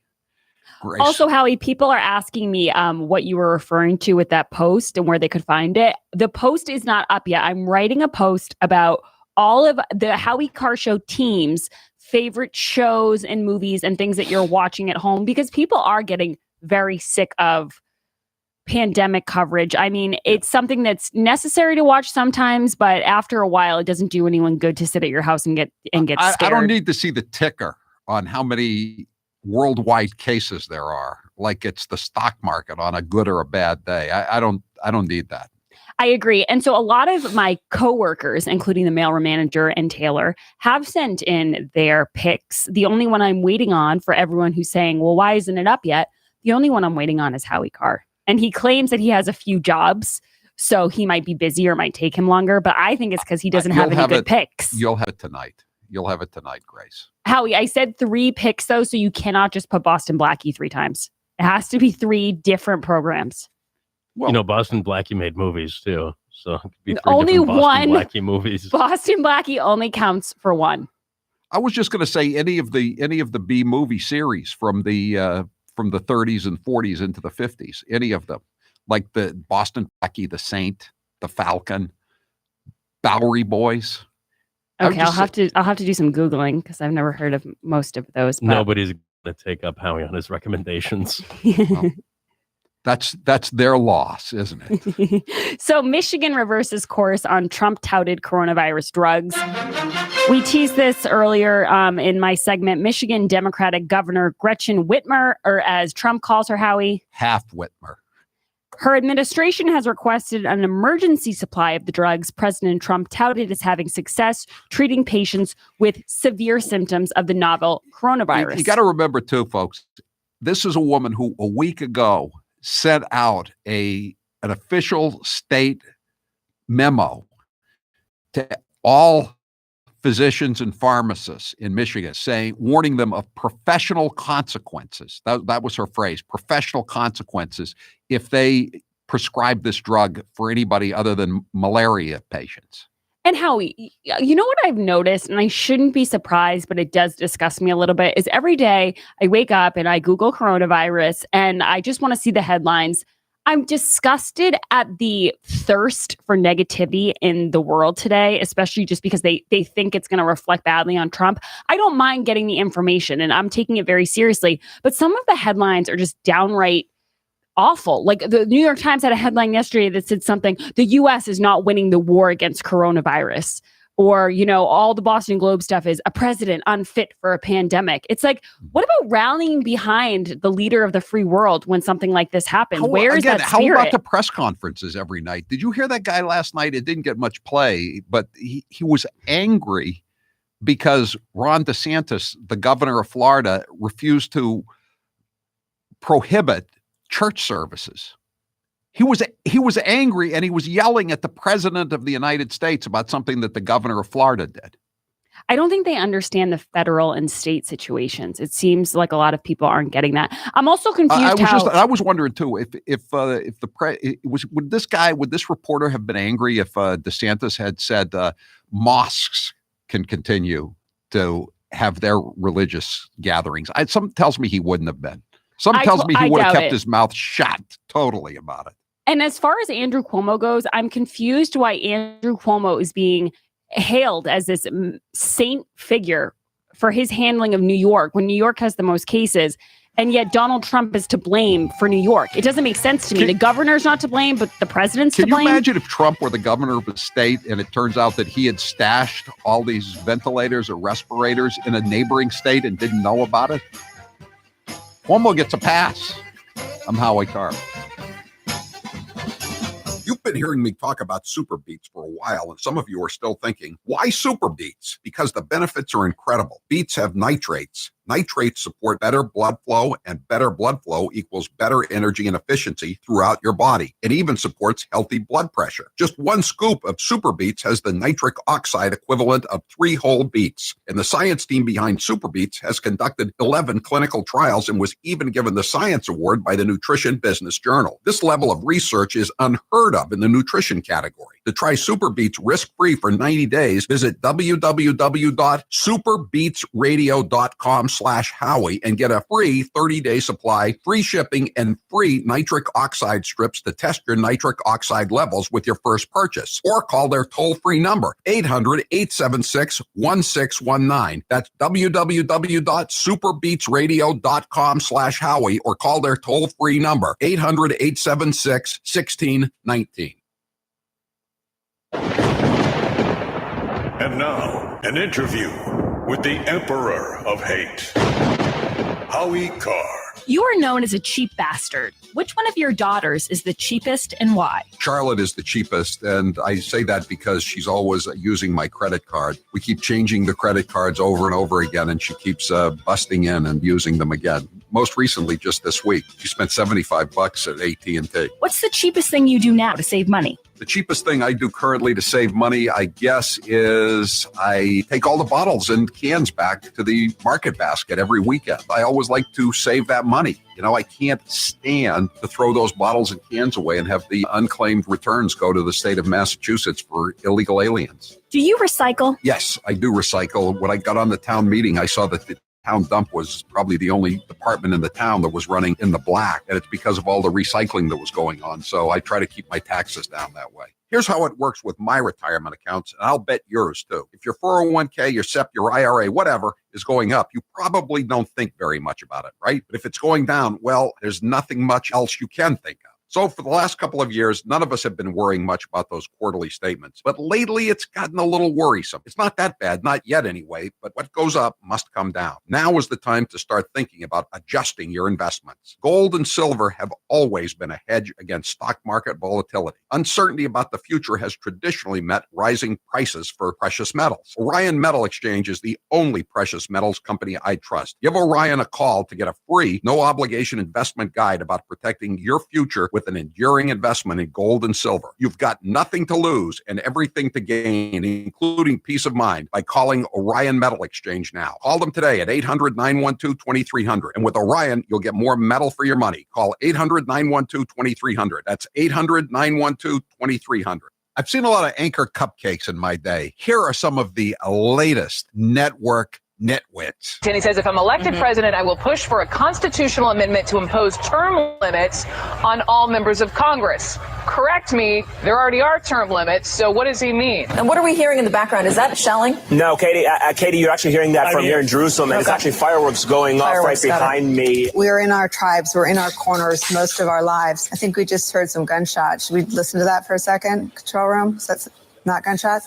Okay. Ivanka is not the second lady. She is actually, I don't think she deserves this position. She's actually a senior advisor to the president. So the idea that he would demean her specifically in that way, he shouldn't talk about the first lady that way. We aren't all here to make salads for men. It's disgusting. I mean, I'm presuming he was talking about Karen Pence when he said second lady. Oh, God, I'm sorry. Not Montana. I'm talking about never mind. Yeah, no, Ignore me. I mean, Ignore me. that's Republicans could add to I was getting Montana and North Dakota confused because, I don't know, I just was. Here's Donald Trump Jr. proving once and for all the apple doesn't fall far from the tree. They hate Trump more than they love America. For them to try to take a pandemic and seemingly hope that it comes here and kills millions of people so that they could end Donald Trump's streak of winning. I don't know if this is coronavirus or Trump derangement syndrome, but these people are infected badly. To make this guy into a religious scholar, that's like saying Jeffrey Dahmer is a purveyor of organic and fine exotic meats. Adam Schiff is basically the Jussie Smollett of Congress on steroids. Children are off limits. Remember this one? If 13-year-old Barron Trump is not off limits, Hunter Biden sure as is not off limits. Because my name is Trump, if I took $1.5 from China, not $1.5 billion like Hunter, their heads would explode. Who is your favorite Democrat? Go ahead. Mitt Romney, Gail. Mitt Romney's my favorite Democrat. How about that? Please, Lord, in my next life, make me a leftist so I can say anything and get away with it.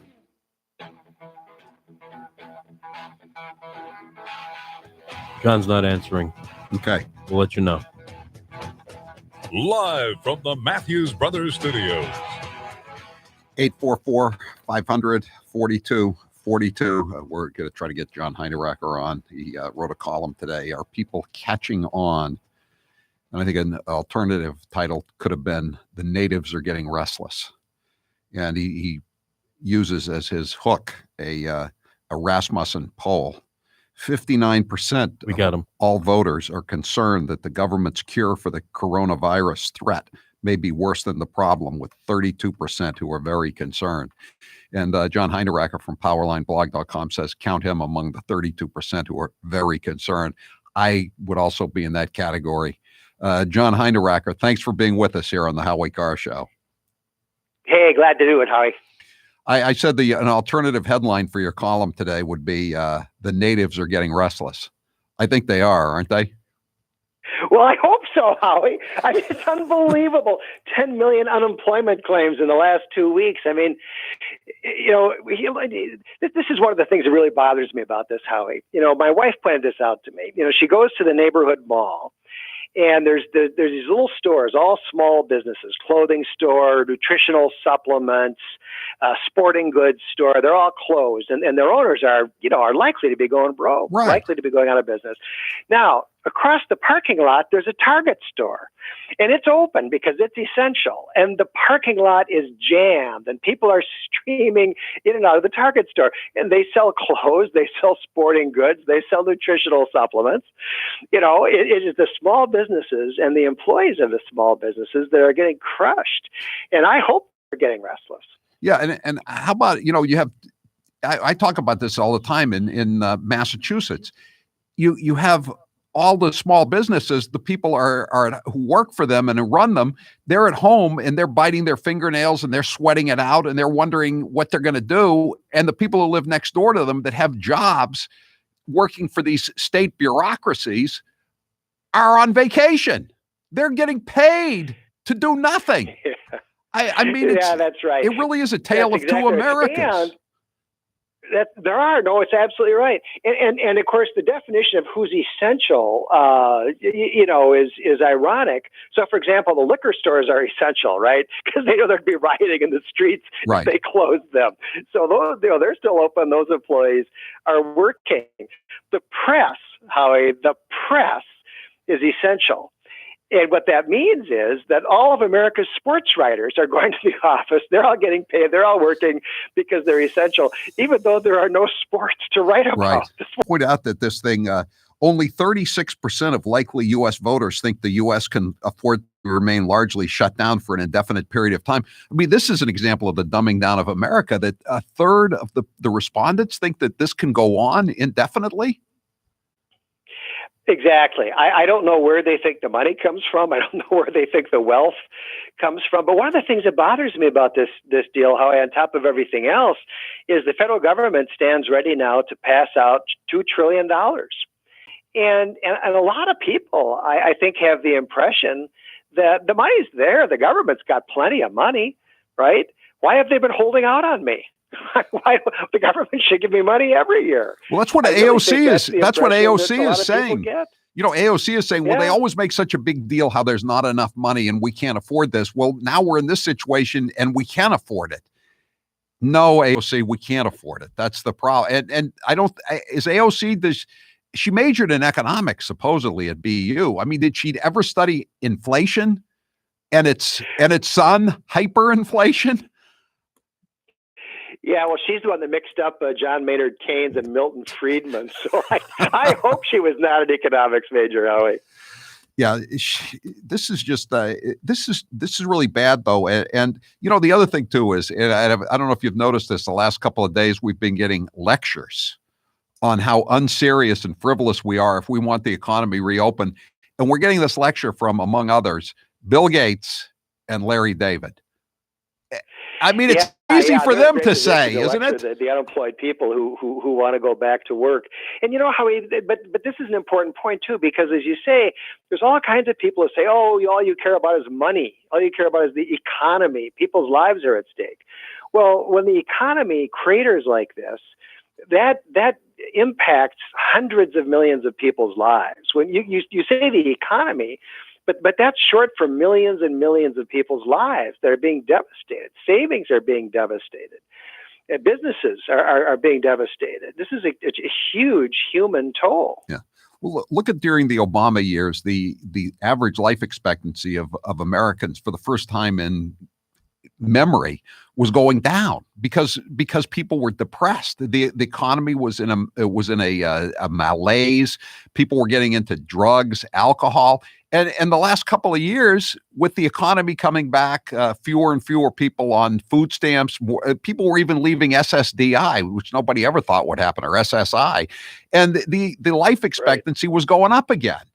And yeah, that's right. Homicide rate dropping after rising at the end of the Obama years. You know, there's a lot of social science research, Howie. This is really quite robust, that shows that increasing wealth means longer life and fewer deaths. If people get poorer, they're more likely to die. And it's not just at the poverty level. It's not just extreme poverty, but all the way up the line, the research indicates that when you have more wealth, people live longer, they're less likely to die. So, you know, when you devastate the economy, people do in fact die. Yeah, I know. And it's going to take a while for the economy to come back too. I don't think they understand that either. You know, I mean, this is going to have a long, at least a midterm impact, I think, on the situation. 844-500-4242. This is a bad situation. You know, in Massachusetts, they're talking. I bet in Minnesota too, they're talking about letting the jails open up the doors and let out all these inmates. It's unbelievable. I don't understand that. I just don't understand it. Yeah, and it's like in Baltimore, they put out a plea for people, for murderers to stop committing homicides. You know, so they wouldn't fill up the hospital beds or whatever. You know, I mean, it's unbelievable. So if you're a law-abiding citizen, John, explain this to me. If you're a law-abiding citizen, you have to stay indoors and self-quarantine to prevent being exposed to the virus. And if you leave your house, you're going to get a citation, if not an actual arrest. However, if you are self-quarantined in a jail cell and all by yourself and can't be exposed to anybody, you are going to be let go, even though you're a criminal. Because you have to stay, you have to be let out to avoid the virus. But if you're a law-abiding citizen, you have to be locked up to avoid the virus. You have to be locked up to avoid the virus. One thing about a jail, Howie, the contact tracing becomes very easy. Yeah. Exactly. If somebody tests positive, you know exactly who's been exposed to it because they're right there in front of you. Yeah, and the thing is too that people are buying more guns. So is this going to lead to more public confidence in the society if you release all these prisoners out onto the streets? I mean, there was not just a record number of people filing for unemployment. There was a record number of people filing to buy guns in the last month. Yeah, apparently, I don't know, I forget the statistic. I think it was last week was like the biggest week in history for gun sales. And it's easy to see why, when people feel insecure and they feel the authorities are losing control, they start thinking about self-defense. Yeah, they do. I'll ask you, since I got you on the line, you're a lawyer and all this. Have you've been following these reports by the Inspector General of the Justice Department? Now they're saying that the FISA, 100% of the FISA warrant applications to spy on Americans, and that they go before the secret court. The people who are going to be spied on have no recourse. They're not represented by counsel. They don't get to introduce opposing evidence. 100% of the applications by the FBI were defective or totally fabricated. Howie, this is really interesting to me. This is why we have an adversarial legal system. This is why adverse parties get to be represented. They get to be heard. They get to have information about what's going on. When you turn a bunch of lawyers loose behind the scenes and you say you get to put a bunch of stuff in a document, but there's no other side. You're going to spy on somebody, but he doesn't even know you're doing it. He doesn't get to see it. He doesn't get to respond to it. He doesn't get to tell his side of the story. This is what happens. You're inevitably going to get this kind of abuse. I know. And it's not, and the response from the mainstream media, the New York Times specifically, is, well, the good news here is that it proves the FBI wasn't out to just get the Trump people.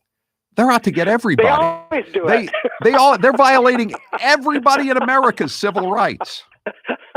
I know. It's the New York Times defense of the FBI. It's kind of like if the New York Times said that. By the way, they could say this. We're not intentionally getting stories wrong just to attack President Trump. We get most of our stories wrong.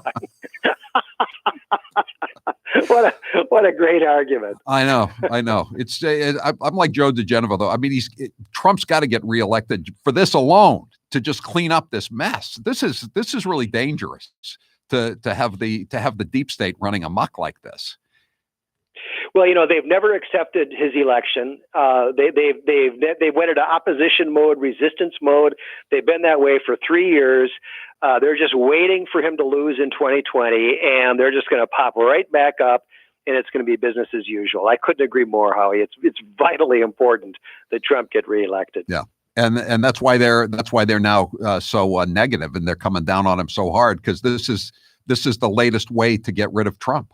They think that's what they care about. They are gleeful about statistics. When they say, "Oh, it's a rising death toll," they are gleeful about that. Do you remember when there was the false report that America had passed China as having the largest number of cases? Yes. Oh my gosh. Blue check Twitter lit up with delight. They were so happy about it. Of course, it was a ridiculous report. China just stopped counting, is what happened. But it shows what they really care about it, and that's power.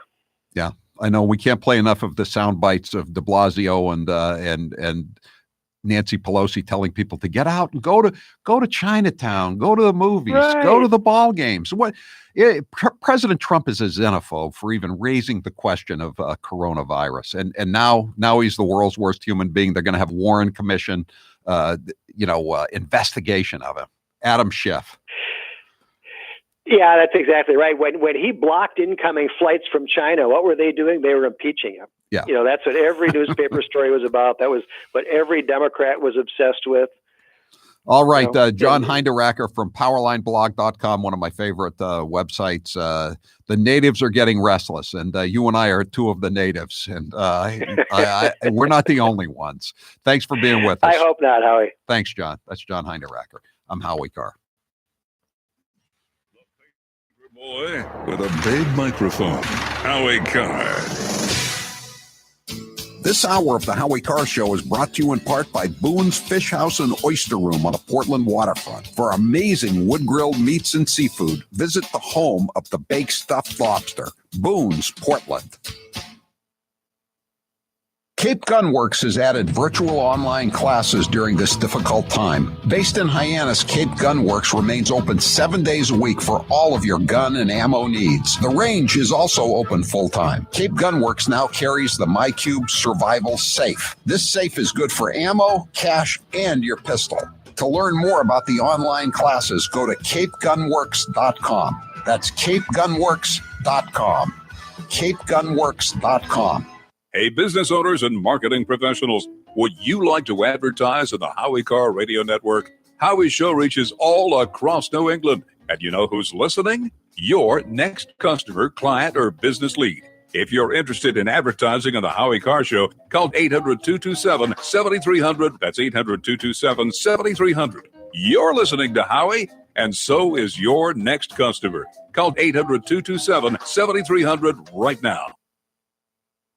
He's the gaffe that keeps on giving. Here's 1 minute of former Vice President Joe Biden.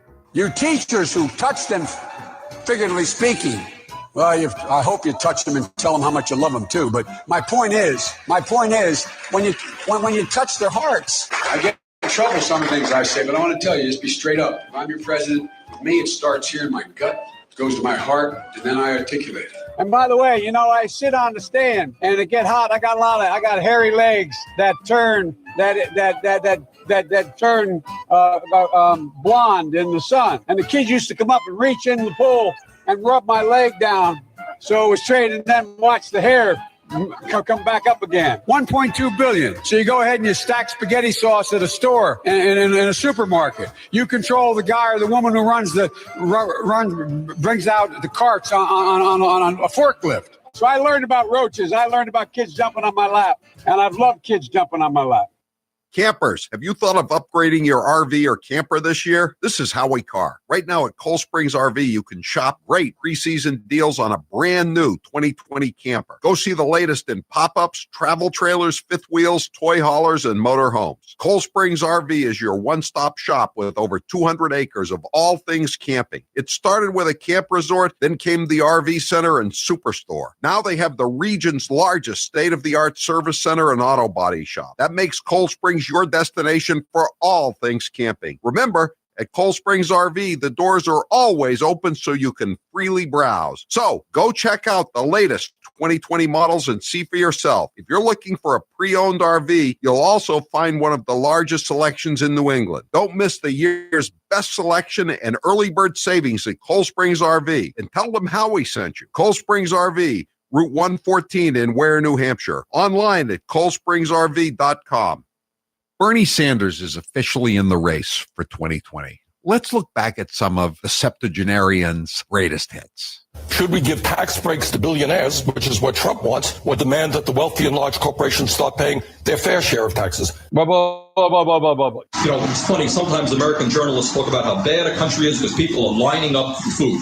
That's a good thing. In other countries, people don't line up for food. The rich get the food and the poor starve to death. We understand your wife has hired a lawyer to represent her in a possible probe into a land deal that fell apart. This was back when she was president of Burlington College. No, it was not when she was. Oh, let me say a word on that. Yeah. Well, I just want to ask you, do you know she's under FBI investigation? Excuse me. My wife is about the most honest person I know. At the end of the day, you don't necessarily need a choice of 23 underarm spray deodorants or 18 different pairs of sneakers. People should not be dying in the United States of America when they are sick. We will raise taxes.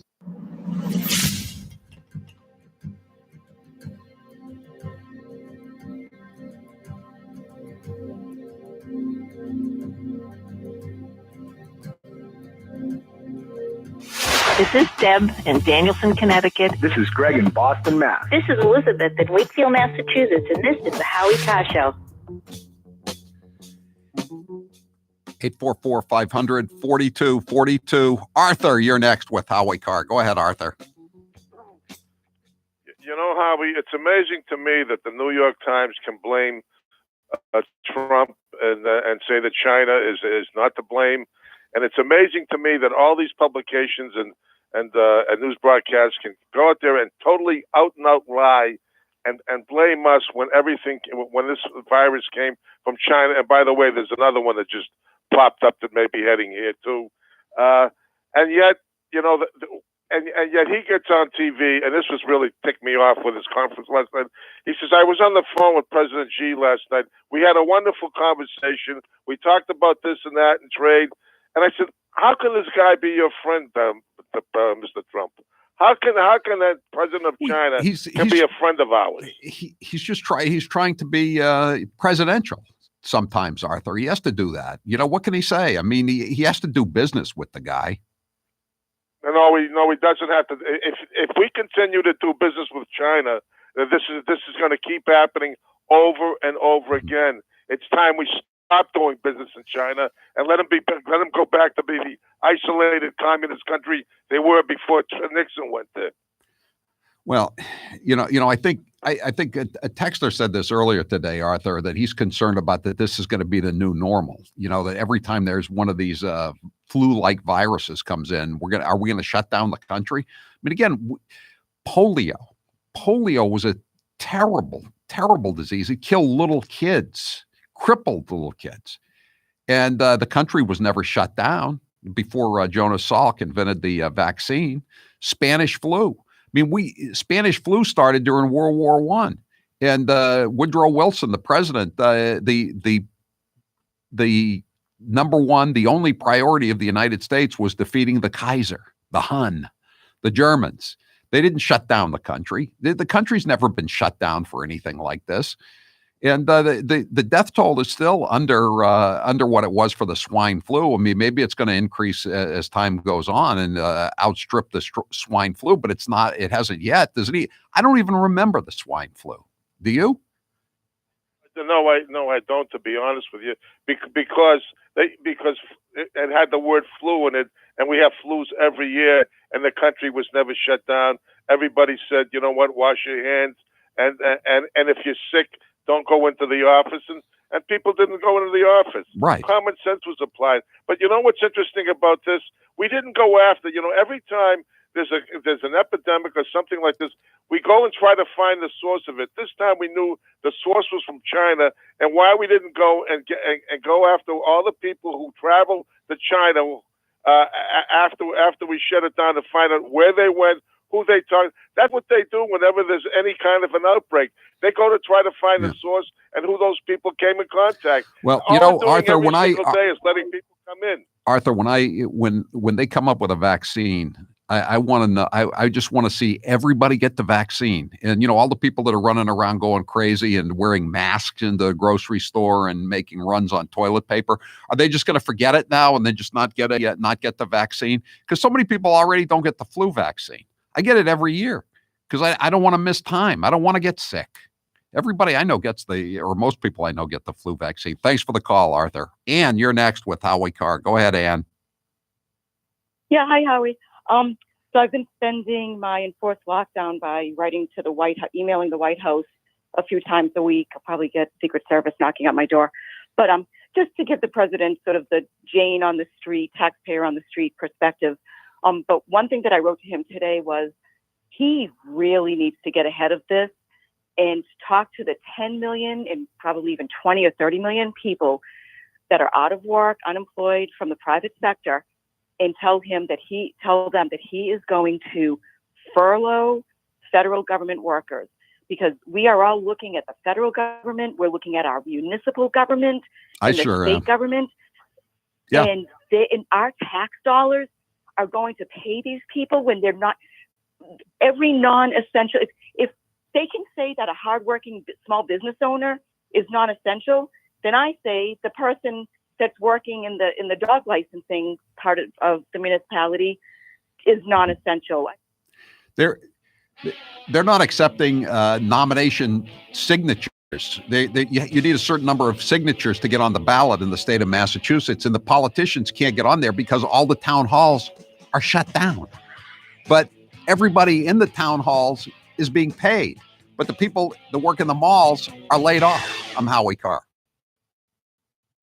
Why is finding promo codes that actually work so hard? With Honey, it doesn't have to be. Honey is the free online shipping tool that automatically finds the best promo codes so you don't have to search for one yourself. No more Googling promo codes and only finding expired ones. No more digging in the dark corners of the internet, desperately looking for a discount. Just download Honey to your computer and head to one of your favorite shopping sites like Walmart, Home Depot, eBay, Target, etc.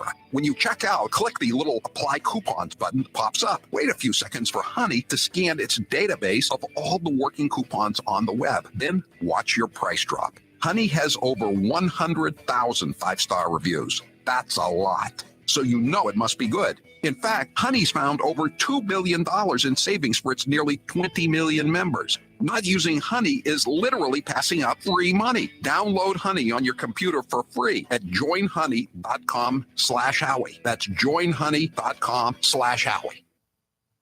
Jim Acosta, without a doubt, wins the competition for Trump's least favorite journalist of all time. Let's listen to some of their feistier moments. I'll tell you what, CNN should be ashamed of itself having you working for them. You are a rude, terrible person. You shouldn't be working for CNN. Should I let him have a little bit more? What do you think, Peter? Peter, should I let him have a little bit more? Sit down. I'm changing it from fake news, though. Doesn't that undermine? Very fake news. I know, but aren't you? When I raise money, excuse me. I've watched you on television. You're a real beauty. Honestly, I think you should let me run the country. You run CNN. All right. And if you did it well, your ratings would be much better. If I may ask one other question, Mr. President, if I may ask one other question, are you worried? That's enough. That's enough. Mr. President, what do you say to your critics who say that you're concocting a national emergency here in order to get your wall because you couldn't get it through other ways? What do you think? You think I'm creating something? Ask these incredible women who lost their daughters and their sons, because your question is a very political question, because you have an agenda. You're CNN. You're fake news. And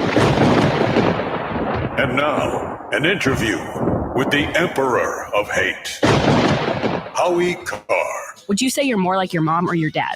No, I don't think I ended up being like either of them, now that I think about it. My mother worked hard, but she never really learned how to make a lot of money. And my father didn't work so hard, but he had a good personality. He was good with people. He was better than me with people. That's what I'm saying. I'm not like either one of them, I don't think. Did you have any siblings? Yes, I have a brother, a younger brother. What was your favorite subject in school? Well, all kinds of history. I loved all kinds of history. If you could have 3 houses besides the ones you already have, anywhere in the world, where would they be? I wouldn't mind having another house in Palm Beach on Clark Avenue. Maybe a place in southern Maine. I don't need a third place. Didn't you already have a house in Maine? I did. It was on an island. It was not a good fit for the mailroom manager. I've heard the house was haunted. Is that true? Yes. And my wife didn't really care that much for my relatives.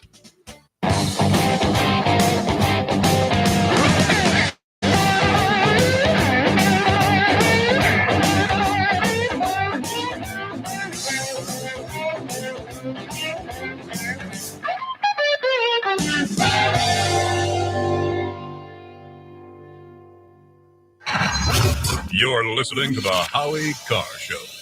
Why is finding promo codes that actually work so hard? With Honey, it doesn't have to be. Honey is the free online shipping tool that automatically finds the best promo codes so you don't have to search for one yourself. No more Googling promo codes and only finding expired ones. No more digging in the dark corners of the internet, desperately looking for a discount. Just download Honey to your computer and head to one of your favorite shopping sites like Walmart, Home Depot, eBay, Target, etc. When you check out, click the little Apply Coupons button that pops up. Wait a few seconds for Honey to scan its database of all the working coupons on the web. Then watch your price drop. Honey has over 100,000 five-star reviews. That's a lot. So you know it must be good. In fact, Honey's found over $2 billion in savings for its nearly 20 million members. Not using Honey is literally passing out free money. Download Honey on your computer for free at joinhoney.com/Howie. That's joinhoney.com/Howie. He is the youngest senator that is going to be running. In his video, he also mentioned he's the only senator that lives in the inner city, and he's an unmarried vegan. So a lot of very unique qualities Cory Booker brings to the table, Kate. Now, I appreciate the comments of my colleagues. This is about the closest I'll probably ever have in my life to an I am Spartacus moment. I am Spartacus. I am Spartacus. Joey, you like movies about gladiators? Have you ever had an LGBTQ? To be honest, I don't know the sexual orientation of my staff. When Dick Durbin called me, I had tears of rage when I heard about this experience in that meeting. And for you not to feel that hurt, tears of rage, tears of rage. Would you just stop being so dramatic? I'm a big believer that if America If this country hasn't broken your heart, then you don't love her enough. Howie says it all the time. When it comes to bad politicians, Massachusetts takes the cake. It is my honor to introduce to you your senator, my senator, Senator Elizabeth Warren. I know who I am because of what my mother and my father told me. Ladies and gentlemen, I give you Governor Deval Patrick. And frankly, I got to tell you, with all the other things I'm worrying about, this is not one of them. We're going to be fine. I'm in charge. Please join me in welcoming our own Senator Ed Markey. The planet is running a fever. There are no emergency rooms for planets. The very first African-American congresswoman to be elected from Massachusetts, Ayanna Pressley. We don't need any more brown faces that don't want to be a brown voice. We don't need black faces that don't want to be a black voice. We don't need Muslims that don't want to be a Muslim voice. We don't need queers that don't want to be a queer voice. Let's give him a great Waterloo reception. John Kerry. The Yankees posted the Boston Red Sox logo and they sang Sweet Adeline. You're listening to the Howie Carr Show. This is the Howie Carr Show live from Chappaquiddick at the Party House. 25 years after Chappaquiddick 1969 on WHDH News Talk 850. Another bad song from 1969. 742-0850. We're going to take some calls this segment if you want to get on board. If you have any questions for John Farrar, the scuba diver who saw Mary Jo Kopechne's body underwater. The number again, 742-0850. We're going to start talking about the incident and everyone's perceptions. John, let me just get this straight. So now, as far as your belief is that while Ted Kennedy was walking past all these houses back towards the Party House where we're broadcasting from now, Mary Jo was still alive. That is correct. And she would have been alive probably for about an hour, you think?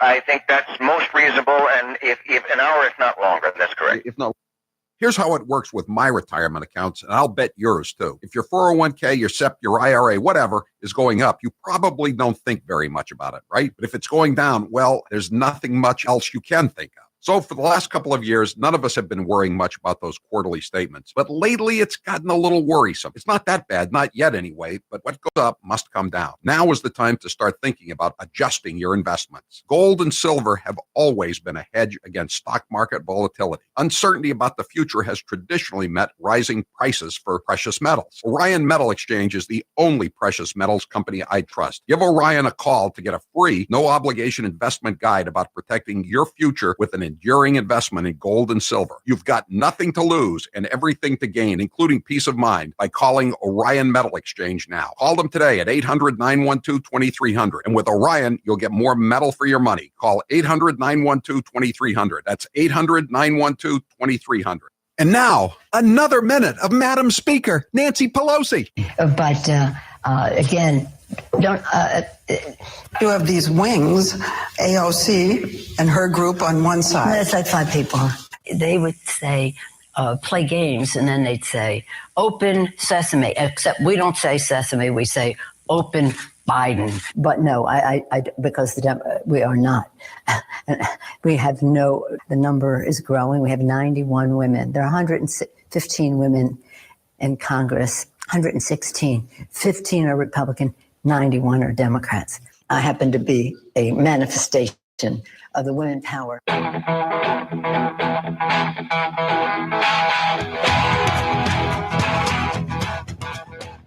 Better strap yourself in. It's time for the Howie Carr Show. We are getting new details about a possible 9/11 style commission that would scrutinize the administration's response to the coronavirus outbreak.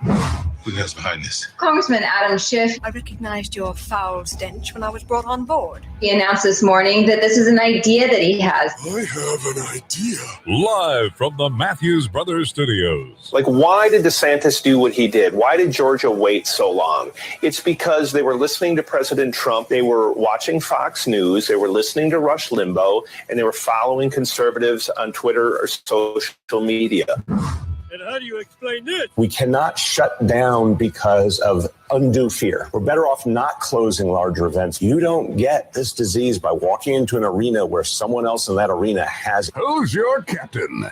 Howie Carr. I've had a fever. You've had a fever. But 102, 103, 103 plus. And it was like somebody was beating me like a piñata. You better watch your microaggressions, bro. It was I'm telling you, I was hallucinating. My dad was talking to me. I see dead people. You're on what? You're on day 2? You came to me in a dream.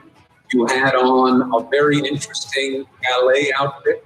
And you were waving a wand, and then you spun around and you danced away. Well, that's there's a lot of metaphoric reality in that one. Your family is strange. Unchained and unstoppable. Can you explain why you're still in the race and what this path is that you see?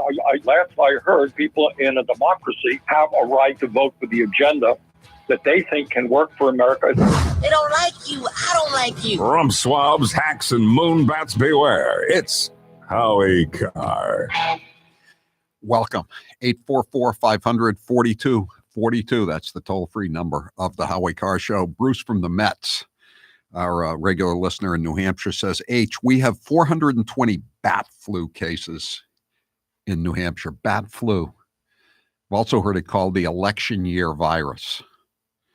I like bat flu, though. Right now, that's how many we have. That we don't hear how many of the people that are dying, as regrettable as that is, are over 80 or in some cases over 90 years old. Howie, I think it's time for a new podcast. What's that? Dirty Bats. Yeah, I know. And supposedly the wet markets, as they call them in Wuhan, now that the contagion has taken its course over there, they're reopened. So God only knows what's going to happen next. I don't know. Anyway, it's time now for the chump line.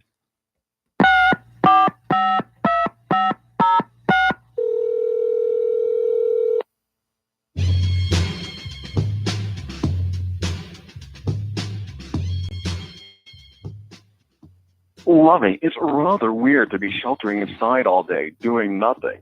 I feel like I'm in the Senate again. Actually, Mr. Kerry, you're about 75 years old. You've spent your entire life sheltering in place one way or another. Joe Biden, Bernie Sanders, Democrat operatives with press passes. I see dumb people. And some of them, they don't even know they're dumb. Most of them don't know they're dumb. That's really something. You're really right about that. I mean, these people like Jake Tapper, like Don Lemon, like Chris Cuomo. They think they're intelligent. They really think they're smarter than we are. Us boomer, credulous rubes. But they're not. They're not.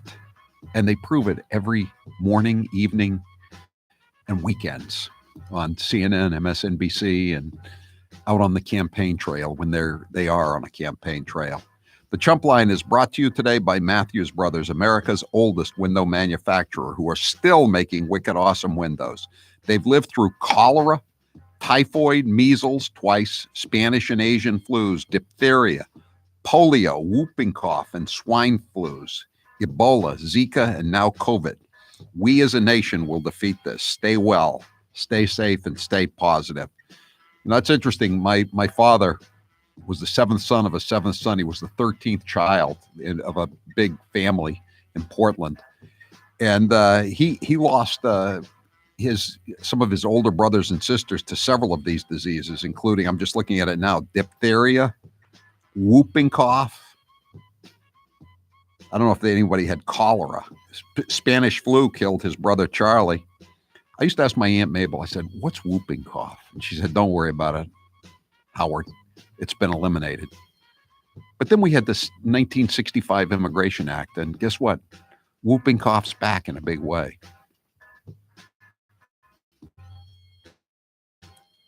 You know, about 5 years ago, Howie duped me into the Boston Blackie movies, and I bought 5 of them. And boy, do they suck. You know, Chester Morris did not come here to be made sport of, and neither did the Runt. Those Boston Blackie movies are great.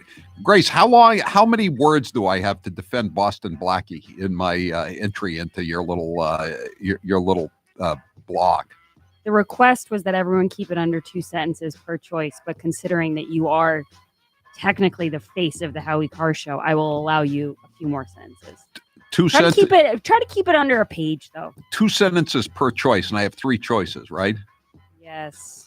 Okay. Why am I regretting giving you these options? Okay, it won't take me long. I'll get it to you. When you wake up tomorrow, it'll be in your email, and it will be sparkling prose.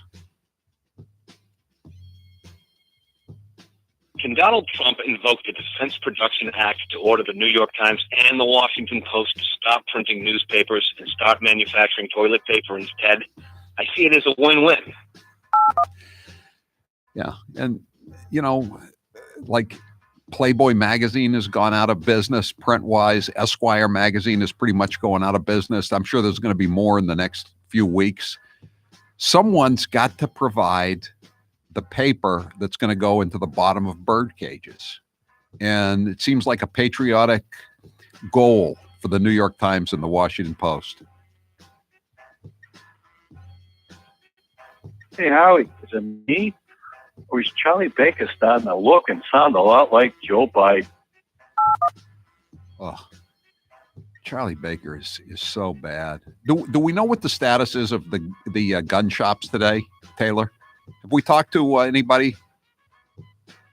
We don't know, but Charlie Baker seems to believe that they are not essential.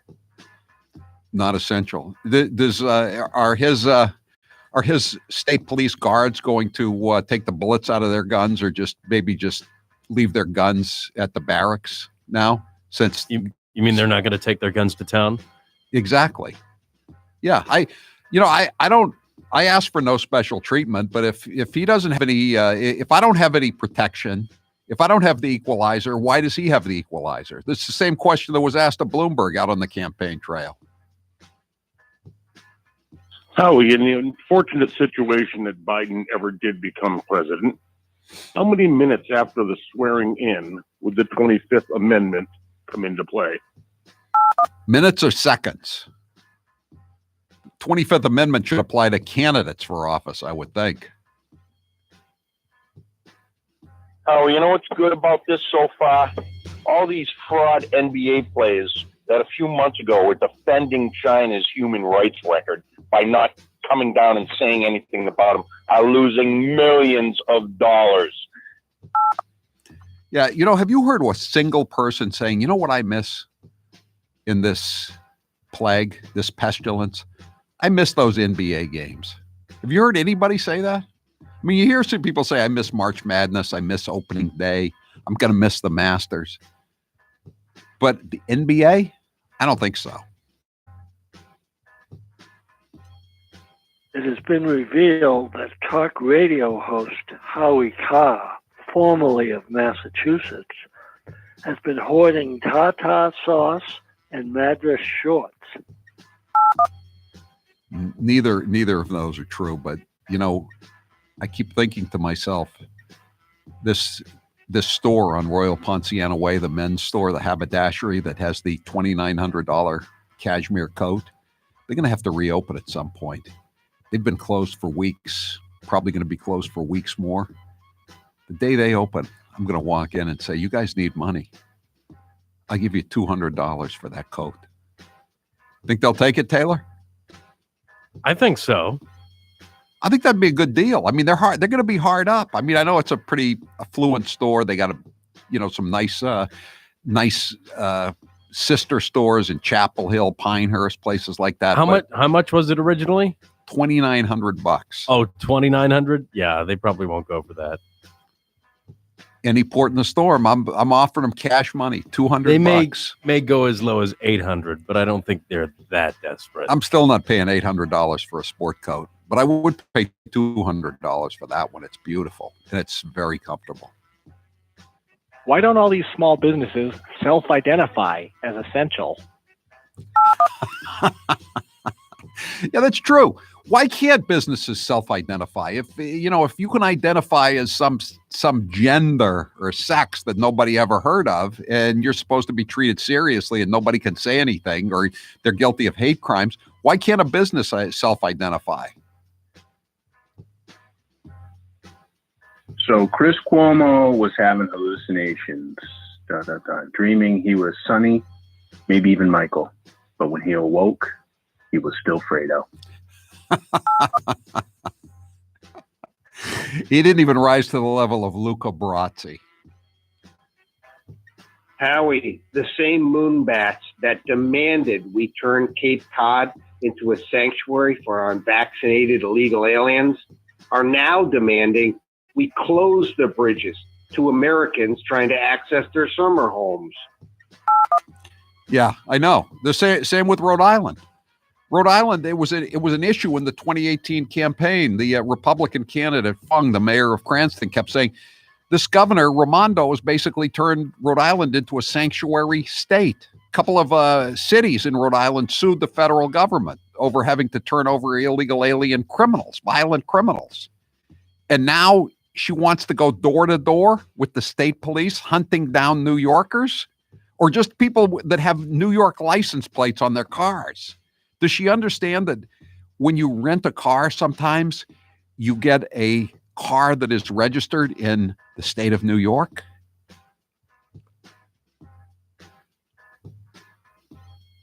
Oh, Joey boy, the poets are calling. Yeats and Haney reciting lines you do not know. Your mind is gone and all your ratings falling. Oh, Joey boy,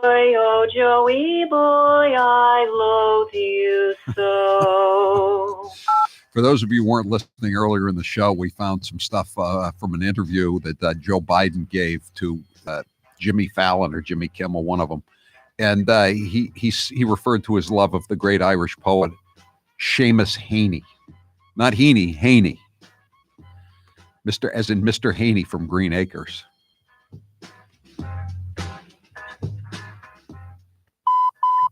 That was your last chump line message. Thank you for calling Howie Carr, you chump.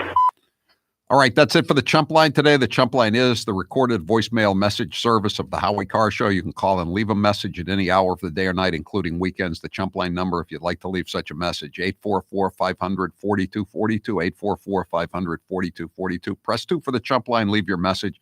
We may or may not play it at this time each weekday. And if you didn't hear your message, listen to Chop Chumps. We post what we leave on the cutting room floor at about 7 o'clock after the main broadcast show goes off the air. Sometimes the Chop Chumps are funnier than the main chumps, but they didn't make the cut for whatever reason. So check it out wherever you get your Howie Carr podcasts. The Chump Line is brought to you by Matthews Brothers, America's oldest window manufacturer, who are still making wicked awesome windows. They've lived through cholera, typhoid, measles twice, Spanish and Asian flus, diphtheria, polio, whooping cough and swine flus, Ebola, Zika, and now COVID-19.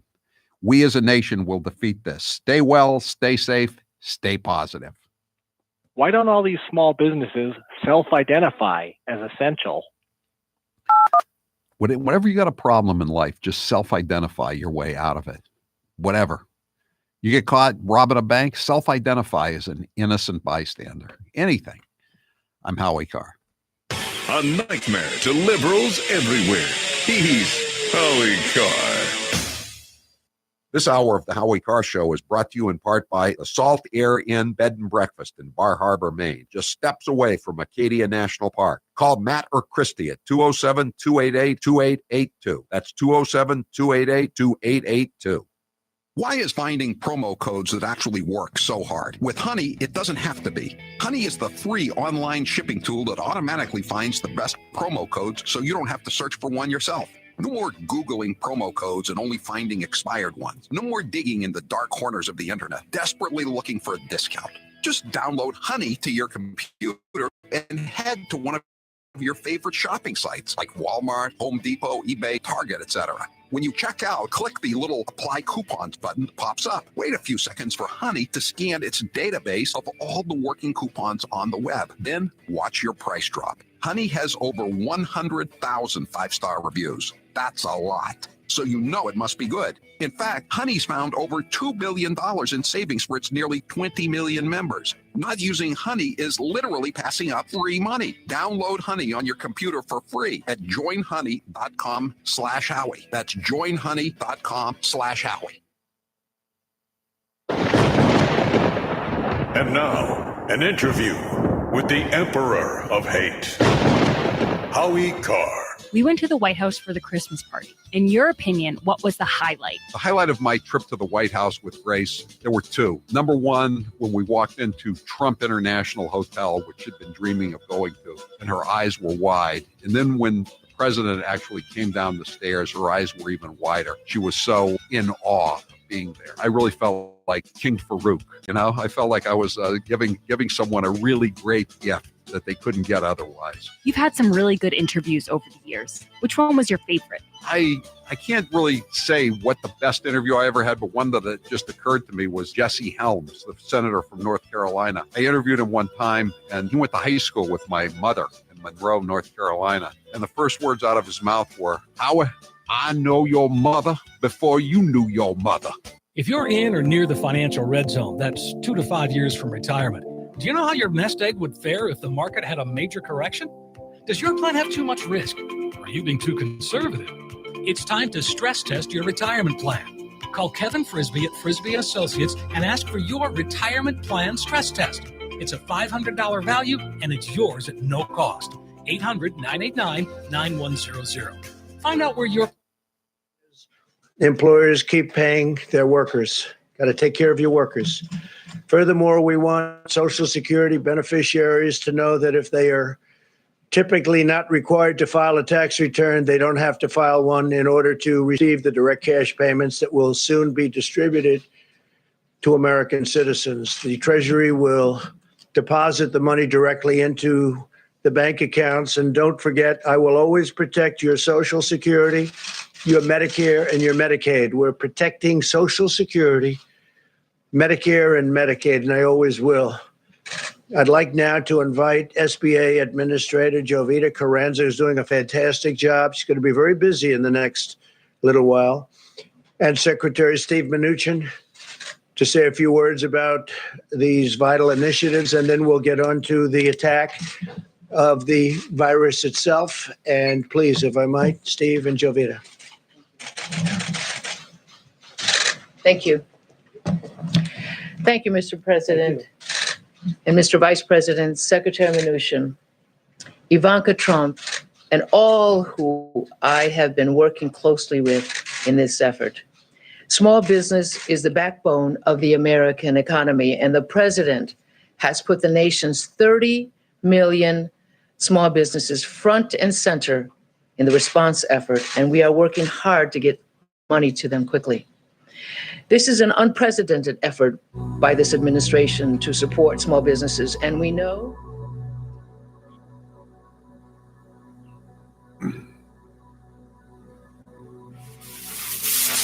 This is Paul in North Andover, Mass. This is Luana in Lexington, Massachusetts. This is Lauren in Augusta, Maine, and this is the Howie Carr Show. 844-500-4242. That is the toll-free number of the Howie Carr Show. Coronavirus sent the markets into a tailspin. Who knows what the future holds? In a time when nothing is certain, do what I do. Trust Orion Metals Exchange. Give them a call to get a free, no-obligation investment guide about protecting your future with an enduring investment in gold and silver.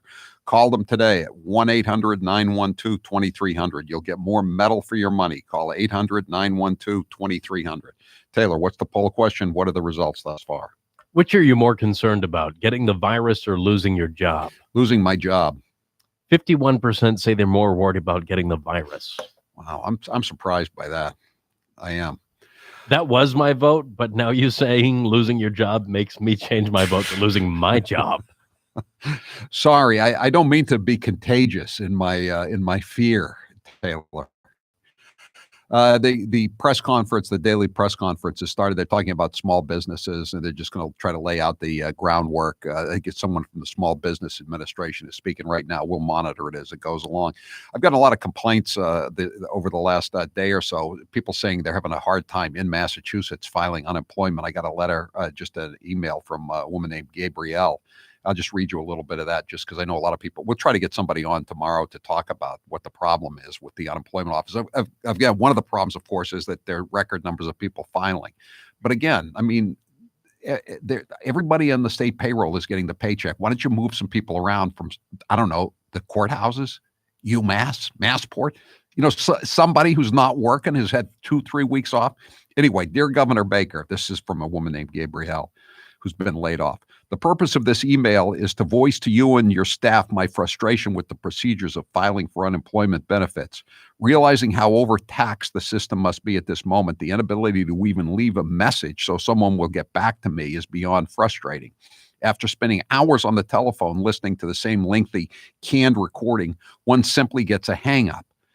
Sadly, my children's appetites and need for shelter is not on the same schedule as the unemployment offices. In one of your recent press conferences, you informed us that the telephone banks are adequately staffed with 300, soon to be 500 individuals. Where are they? What are they doing? This from a regular W-2 employee who was laid off as a result of the pandemic, as were thousands of others. I cannot even imagine the desperation of 1099 employees who were told by your administration to, quote, wait until regular workers are processed, unquote.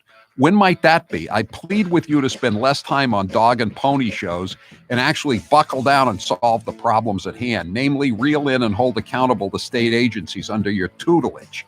Throwing more politically connected hacks onto the payroll does not solve the problem.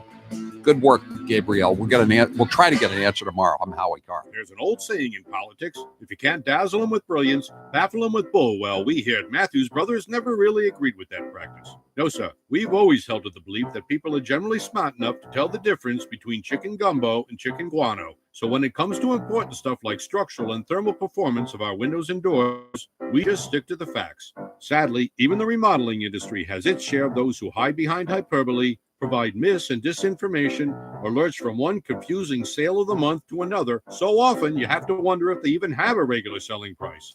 But thanks So, Taylor, who's this lawyer we're going to have on? Of the internet, it's now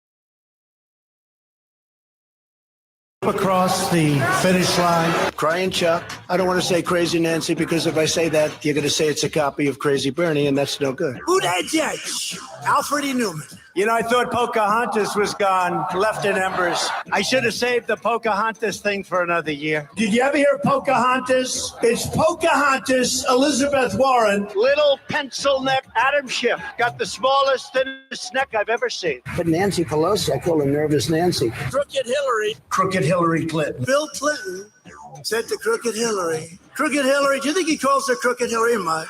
Here's how it works with my retirement accounts, and I'll bet yours too. If your 401k, your SEP, your IRA, whatever is going up, you probably don't think very much about it, right? But if it's going down, well, there's nothing much else you can think of. So for the last couple of years, none of us have been worrying much about those quarterly statements. But lately, it's gotten a little worrisome. It's not that bad. Hey, Howie? Yes. He called.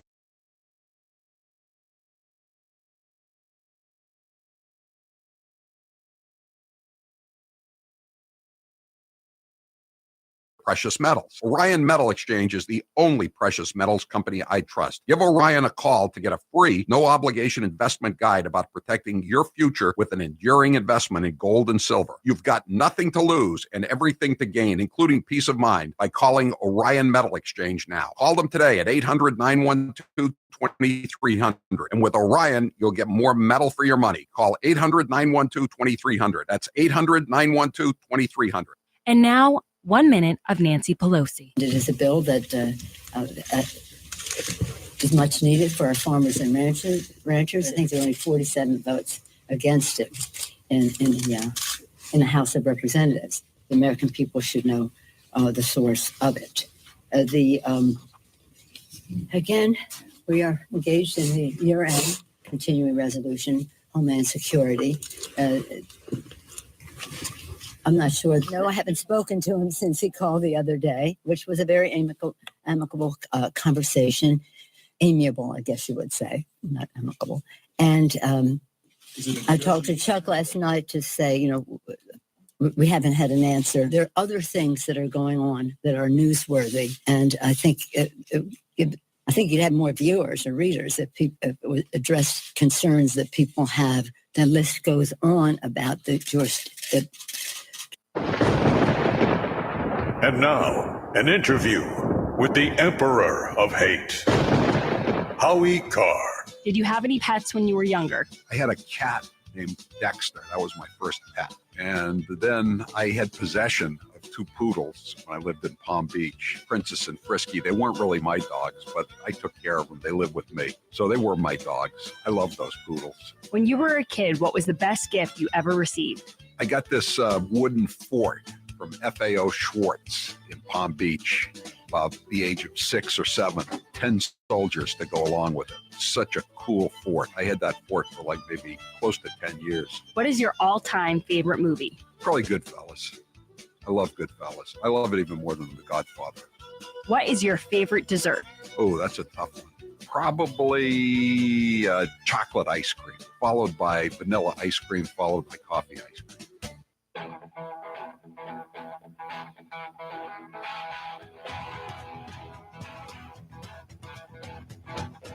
Live from the Matthews Brothers Studios. 844-500-4242. We've been talking the last few days about the conflicting signals that are being sent out by state government about the opening or closing of gun shops, gun ranges, that sort of thing. And the signals have been totally mixed. One day they say one thing, the next day they say exactly the opposite. One gun shop on Cape Cod, Cape Gun Works, has told us they're allowed to sell to the police, but not allowed to the citizens. I mean, what the hell's going on here? So there's a lawyer from Leominster, Andrew Kuchner. He identifies himself on Facebook as the Second Amendment attorney. And he says now he's going to file a lawsuit against the state, for the fact that they're not allowing what most of us would consider essential businesses to open. So Andrew Kuchner is joining us on the line now. Thanks for being with us, Mr. Second Amendment attorney. Thank you very much, Howie. A big fan, by the way. Thank you. So what's going on? What is the status today, by the way? Again, it changes from day to day, hour to hour, it seems like sometimes. You're absolutely right on that one. I have been monitoring the situation, speaking with clients of mine that are FFLs and owners of gun stores. The waters seem to be a little murky here. There are some people that say if you're a manufacturer, you're allowed to be open. But again, just like Cape Cod Gun Works has stated previously, that they can only sell to police officers. This is going to crush any small gun store throughout the state of Massachusetts. Unfortunately, I think that's the intent. Well, and this is actually the best time ever to be the owner of a gun store or gun range. It's even better than in the lead up to the 2016 election. Yeah, you're absolutely right. Well, actually, the before this, the most the busiest time for gun stores was immediately after Maura Healey putting down her assault weapons ban. So I have no problem with liquor stores staying open, but liquor stores are not protected by the Bill of Rights to the United States Constitution, whereas firearms are. So I don't understand. Right. I don't understand how they can shut down gun stores. So basically, in the state of Massachusetts, you can go and get your natty daddies, but you can't teach your child how to shoot their .22 rifle. I mean, it's just nuts. So, have you got some clients for a class action suit, or are you going to represent just one or two gun stores, or how's this going to work? I have a series of quite a few people getting a hold of me. I have probably about 6 or 7 places right now officially signed on. A notice of presentment was sent to the governor's office, and the presentment letter has been posted on the 2A attorney page. Okay, but I mean, this is going to take a while because it's not like you're asking for something that's really of great significance, like opening up the jails and letting out all the criminals onto the street. I mean, the SJC will hear that. They'll hear that case yesterday.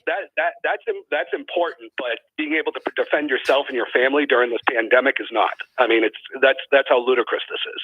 Yeah, I know it is. That's why I'm wondering. I mean, and again, I think if you took a poll, I think most people would be in favor of allowing the gun stores to stay open. Yeah, I would agree with you. In fact, one of my clients was talking with me. He was having people come into the shop before this all went down. People that didn't even have their licenses. Basically, liberal individuals going into a gun store and just basically saying, "Look, here's a couple $100. Can I get a shotgun for home defense?" And they were anti-gun before this, but now all of a sudden they see the importance of being able to defend yourself. And unfortunately, they didn't know the rules. They didn't know that you actually had to apply, have a background check done. Actually, every time you buy a gun, have a NICS background check done. They were completely ignorant of the process, but yet they knew the importance of needing a firearm to defend yourself and your family. I'm getting texts now saying that there's some gun stores out in the central part of the state that have decided, despite this supposed restriction or today's restriction, to remain open. I mean, what would be your advice? Do you know stores that are remaining open despite the governor's supposed ban? I'm not going to reveal the names of the gun stores. No, I'm not either. On the radio. But yes, I do know of gun stores that have defied the order, and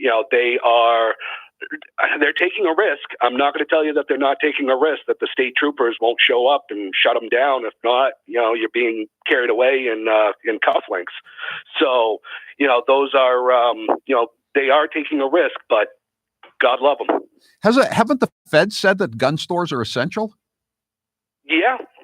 President Trump did put it out there that gun stores, gun manufacturers, ammo manufacturers, they're all essential. And Baker is even defying Trump's order, which, let's face it, is no surprise. So once again, we have nullification, which we all thought was settled in the Civil War, is being invoked by a Republican governor against a Republican president. It's let's put quotes around those. Yeah, exactly. Exactly. So how long is it going to take you to get into court, do you think, on this?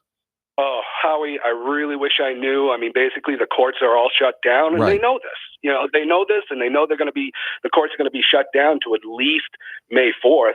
Some of my other cases, non-gun related cases, are being stretched all the way to the end of May, beginning of June. Some cases, they're being rescheduled to July. Can a small business owner take 3 months off from their business and continue operation? I know I can't. Yeah. What happened to the vaping stores last fall? Yeah. As soon as they were shut down, they all went out of business. I mean, and that's the intent of this, Howie. This was because originally Baker deemed them an essential service. 3 hours later, guess what? They're not an essential service anymore. And Maura Healey posts a Twitter page saying that all gun owners are, a risk to police and first responders. It's like, are you serious? This is nuts. Well, in L.A., the sheriff tried to guess he's been rebuffed now, but the sheriff tried to shut down the gun stores because he said he didn't trust new gun owners. Trust them. I mean, this is a guy in L.A. who's opening the jailhouse doors. He let 1,700 prisoners go. He trusts them, but he doesn't trust citizens who are trying to buy firearms. Howie, in the Commonwealth, there are two lists. One's for sex offenders. The other one is for gun owners. Where do you think that leaves us? Yeah, I know. Well, listen, keep us informed about how the case is going. Go ahead. No problem. And one more thing, Howie, that I wanted to put out is that gun stores aren't allowed to apply for any kind of assistance. So where does that leave them? Why not? Gun stores are not allowed to apply for assistance. I don't know why, but they're not on the list of approved places that they can apply for assistance. By the way, I'm not there right now. Are weed stores open now? Are they deemed essential? Marijuana? No, they've determined not to be essential. They are not open. I know there's a few attorneys trying to work with the state to get them open, but I mean, let's face it. You can if you're going to smoke weed, you're just going to grow it yourself anyway, so it really doesn't matter. But I find it difficult to distinguish between liquor stores and marijuana stores. If they're both going to be legal, why is one shut down and the other one isn't shut down? I just don't get it. You're absolutely right. I completely agree with you. I mean, if what this is a friend of mine actually posted something pretty spot on. Is that just think of how many lottery and scratch ticket and revenues that the state is going to lose, not to mention the tax revenues they're going to lose if the liquor stores shut down. Yeah. I think this was more of a financial decision than anything else. Right. Well, it's like vaping came back once they increased the taxes to 75%. They suddenly discovered it wasn't as big of a health crisis as they deemed it to be when they were just paying regular sales taxes, or like on the excise tax on booze. All right, Andrew Kuchner, if people want to go, what's your website or your Facebook page if people want to read up on this potential lawsuit? My Facebook page is 2A Attorney, and you can also email me at ATTY Kuchner, COUTURE @gmail.com. Okay, thank you, Andrew Kuchner. We'll talk to you again as this thing progresses. If they don't rescind today's order to shut down the gun stores. Thank you. 844-500-4242. Mark, you're next with Howie Carr. Go ahead, Mark. Thank you, Howie. In addition to having a high crime rate, New York Democrats, because they release criminals, early release, New Yorkers can thank Mr. Cuomo and de Blasio for delaying the closing of schools. They were begging him to close the schools and the subways until it was much too late. And President Trump's approval rating of over 60% is because everybody, including Democrats, Howie, can see he's taken charge in a no-nonsense way, consulting the experts, using business to help create adequate supplies, and it's driving the fake news crazy to the point where CNN is refusing to run some of the daily important TV briefings. It's pathetic what they're doing. I know. And they go out there and they say day after day, Biden says it, Pelosi says it, Schiff says it, that he was late in recognizing this. And he was a month or 6 weeks ahead of any of them. That's called fake news. I know it is called fake news, but they're not constrained by the facts or by the normal or the old-fashioned rules of journalism, where you have to get both sides of the story, or at least try to put out the most accurate description of the events. There's none of that anymore. Thanks for the call, Mark. 844-500-4242. We'll take your calls when we come back, and we'll dip into the briefing today's from the White House if we deem it appropriate. I don't mean to say we got CNN rules, but if it's interesting and informative, we'll get back into it. I'm Howie Carr. He's suave, he's debonair, he's Howie Carr. Yes, it does include faith organizations. Is that under that's under the SBA program? This is under the PPP. Yes, the new SBA program. They are covered. Okay. Thank you all. Thank you, everybody. Thank you, Julia. Thank you, Steve. Good job. Thank you. Okay, so that begins right away, and they start handing out checks. And a lot of people are going to have their businesses built back up quickly, I hope. And we'll see. Complicated, big, small business is actually big business. So I thank them both. And please, good. We have some great gentlemen. Let me see. Great gentlemen. That's correct. Thank you very much. Today, my administration is also issuing new guidelines to protect elderly Americans who remain the most vulnerable. By now, nursing homes should have suspended the entry of all medically unnecessary personnel. Today, we're further recommending that all nursing home facilities assign the same staff to care for the same group of residents consistently to minimize any potential spread. And we're also urging facilities to designate separate areas for healthy and sick residents. And this is a practice that we probably will be recommending into the future long after the enemy is gone, this particular enemy is gone. We're also making every effort to provide relief to our great veterans. We take very good care of our veterans. At my direction, Secretary Wilkie will use any authority at his disposal to extend deadlines for benefits and to postpone debt collections. We're now conducting well over 100,000 coronavirus tests per day. It's over 100,000 tests a day. And these are accurate tests, and they're moving rapidly, which is more than any other country in the world, both in terms of the raw number and also on a per capita basis, the most. The FDA has also authorized the first coronavirus antibody test developed by Celex, a key step that will help identify people who have recovered and to understand their immune response and their immune system. Moments ago, I directed Secretary Azar and Acting Secretary Wolf to use any and all available authority under the Defense Production Act to ensure that domestic manufacturers have the supplies they need to produce ventilators for patients with severe cases of COVID-19. You know what that is, right? Become a very famous term.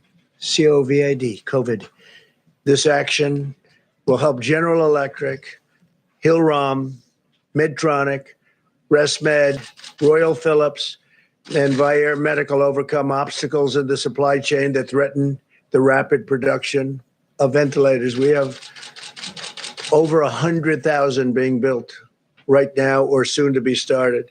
We anticipate issuing more orders under the Defense Production Act in the very near future, in addition to the one that I've just signed against 3M for face masks. We just signed a element of the act against 3M, and hopefully they'll be able to do what they are supposed to do. Just spoke to Mary Barra of General Motors, and she said they're very soon going to be ready to start production of the ventilators. They have a lot of ventilators that they've committed to build, and they'll be starting very, very quickly. FEMA continues to deliver resources to areas most affected by the virus, including New York. On top of the 3,000 beds we're already providing to the Javits Center, the Department of Defense is adding another 48 ICU beds. Governor Cuomo has asked that this facility go, and it's a big, beautiful facility, it be converted to a COVID hospital. And we hadn't done that yet. We hadn't thought in terms of doing that, but their real demand is for that. And we had meetings on it with the task force. We had meetings with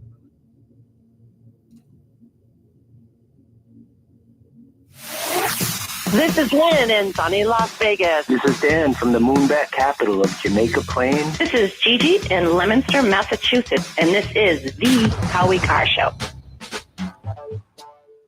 1-844-500-4242. As you know, the Crafts, the owners of the New England Patriots, sent over one of their two private jets to China to fetch more than 1 million N95 respirator masks used by frontline healthcare workers to prevent the spread of the deadly coronavirus. And that was really good move by the Crafts and the New England Patriots. And the governor is taking full credit for it, and it's allowing him to change the subject from the fact that 3 more people died at the Holyoke Soldiers Home today. I think there are 18 dead now in the Soldiers Home, and of course the superintendent has suspended a political appointee of the governor who gave the governor $1,000 and gave the lieutenant governor $1,000. But now he's taking bows for getting the Patriots to bring these masks back to the Commonwealth. 844-500-4242. Fred, you're next with Howie Carr. Go ahead, Fred. Hey, Howie, how are you today? Good.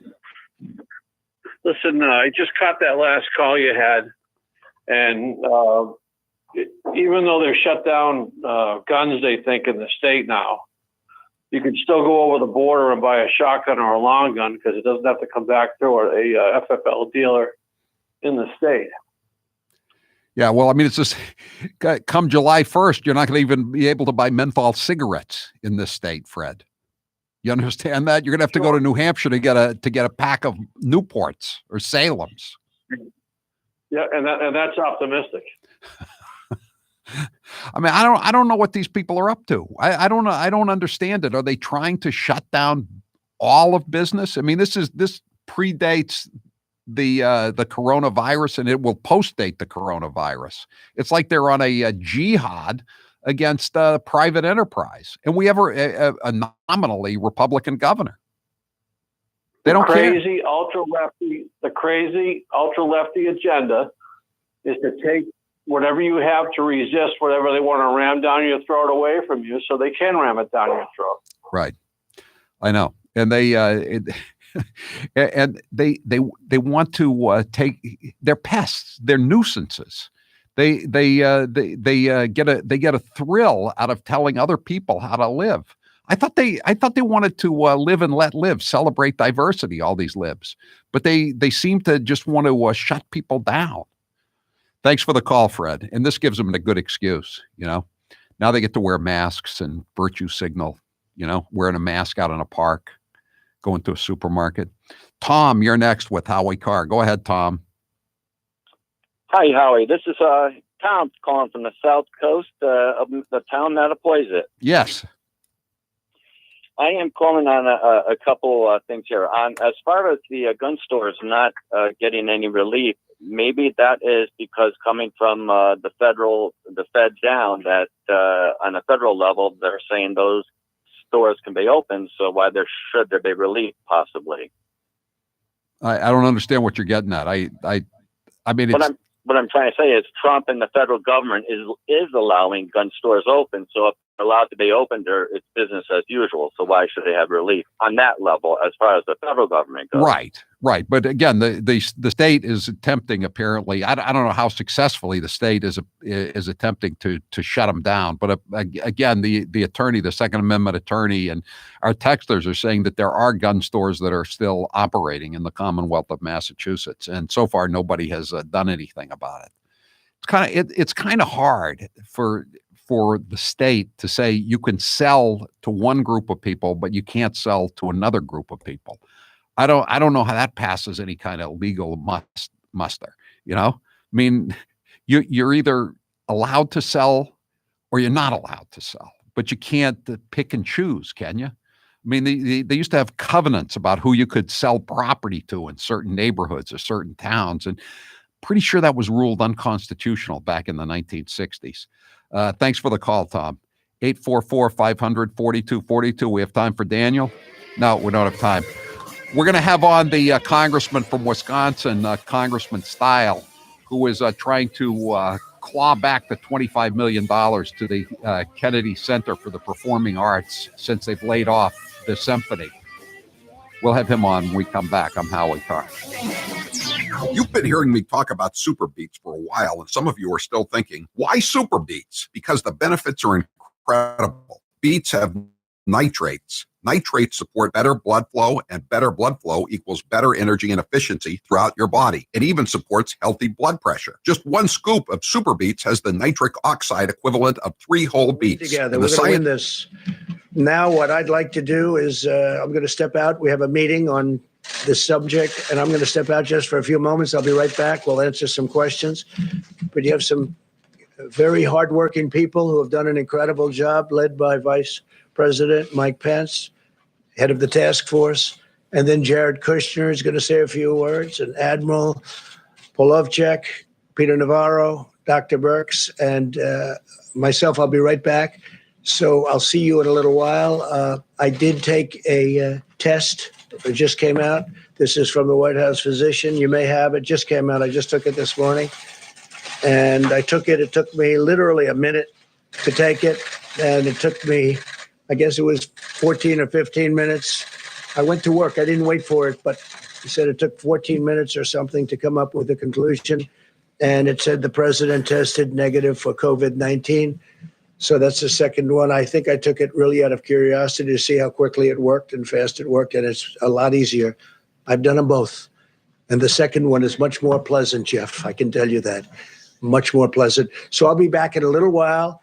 And Mike, please take over. Thank you. Thank you all very much. I'll be right back. Where did he go? Thank you, Mr. President.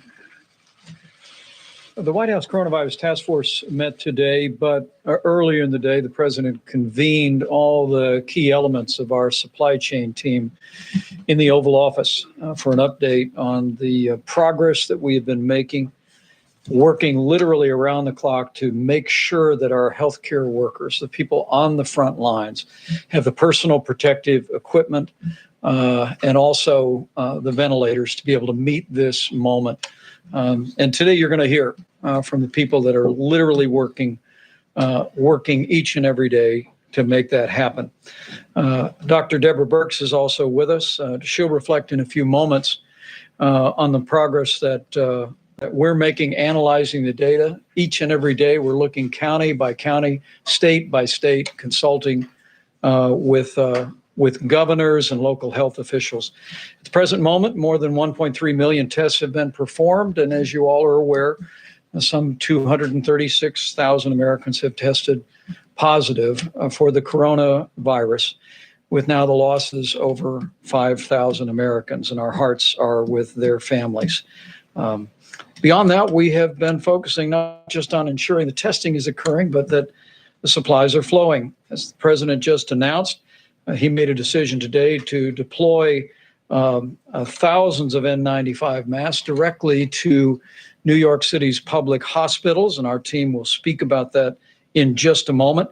And also, the president took the unprecedented step to direct the Department of Defense to use military healthcare personnel to operate all COVID facilities at the Javits Center in New York, at the Convention Center in New Orleans, and at the Convention Center in Dallas. And we informed each of the governors of those states today that at their request, we were making those military medical personnel available to operate in all COVID facility.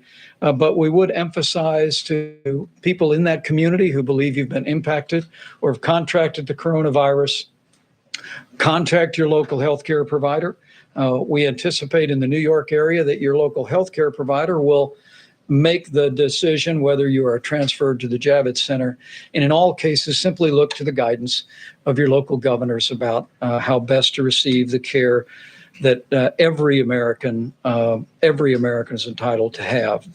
Beyond that, let me say that we have been working through FEMA's acquisition process, not only to deploy, but to gather up personal protective equipment. And in just a few moments, you will hear from Admiral John Polovchek about the extraordinary progress that we have made in deploying not just the strategic national stockpile, but also in identifying on the commercial marketplace around America and around the world, literally millions of N95 masks, surgical gowns, gloves, protective equipment. And at this point, we've distributed some 7,600 ventilators. And you'll hear today specifically about the states that have received those ventilators. This team has truly acted in an inspiring way, and literally is working with dozens and dozens of people at the FEMA Stabilization Task Force to make sure that we are leaving no stone unturned to find the supplies we need. Let me also say today you're going to hear from Jared Kushner, senior advisor to the President of the United States, but someone that the White House Coronavirus Task Force directed to work with FEMA on supply chain issues. And in recent weeks, he's been leading a working group in conjunction with FEMA that literally has identified millions of medical supplies around the nation and around the world. And we're grateful for his efforts and his leadership. Finally, you'll hear from Peter Navarro, who will explain the action the president took today using the Defense Production Act. But as you hear details today about medical supplies that have been distributed, those that have been purchased, those that we're making available, ventilators distributed to hospitals, and those that are available, let me just remind every American that you can make a difference in ensuring that every patient has the treatment that they deserve, every healthcare provider, every doctor and nurse and nurse's assistant has the protective gear to provide the care that you would want your family to have by putting into practice the president's 30 days to slow the spread. I mean, we want you to take to heart the president's coronavirus guidelines for America. First, to protect your own health, to protect the health of your family, to protect the health of your community. We know so many people are asymptomatic, and people that literally don't know they have the coronavirus, but have the ability to infect others. We want you to put these guidelines into practice: social distancing, using a drive-through at a restaurant, washing your hands on a regular basis. But as we focus today on supplies, make no mistake about it, every American can make sure that our healthcare workers, and more importantly, Americans that are struggling with coronavirus, have the equipment to support their treatment by putting these principles into practice. Because the fewer Americans that contract the coronavirus, the fewer Americans will have to enter our healthcare system.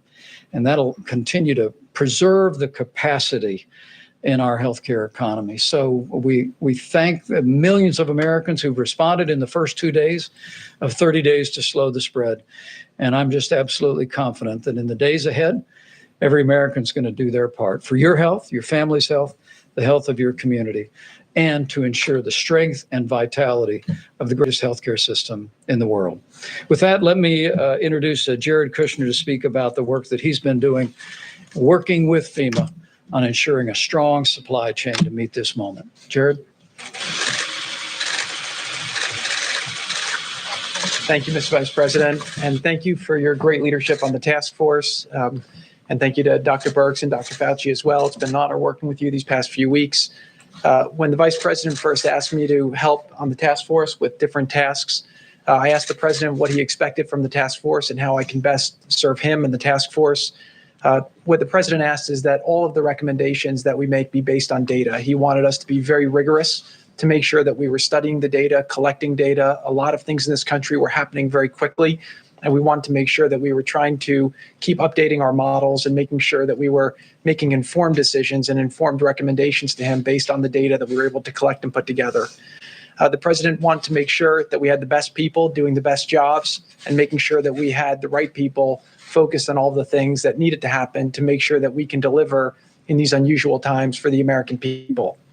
The President also instructed me to make sure that I break down every barrier needed to make sure that the teams can succeed. This is an effort where the government is doing things that the government doesn't normally do, where we're stretching, we're acting very quickly. And the President wants to make sure that the White House is fully behind the different people running the different lines of effort to make sure that we get everything done in a speed that the President demands. The President also wanted us to make sure we think outside the box, make sure we're finding all the best thinkers in the country, making sure we're getting all the best ideas, and that we're doing everything possible to make sure that we can keep Americans safe and make sure we bring a quick end to this in the best way possible and balance all the different aspects that need to be thought of while we do this. This truly is a historic challenge. We have not seen something like this in a very, very long time. But I am very confident that by bringing innovative solutions to these hard problems, we will make progress.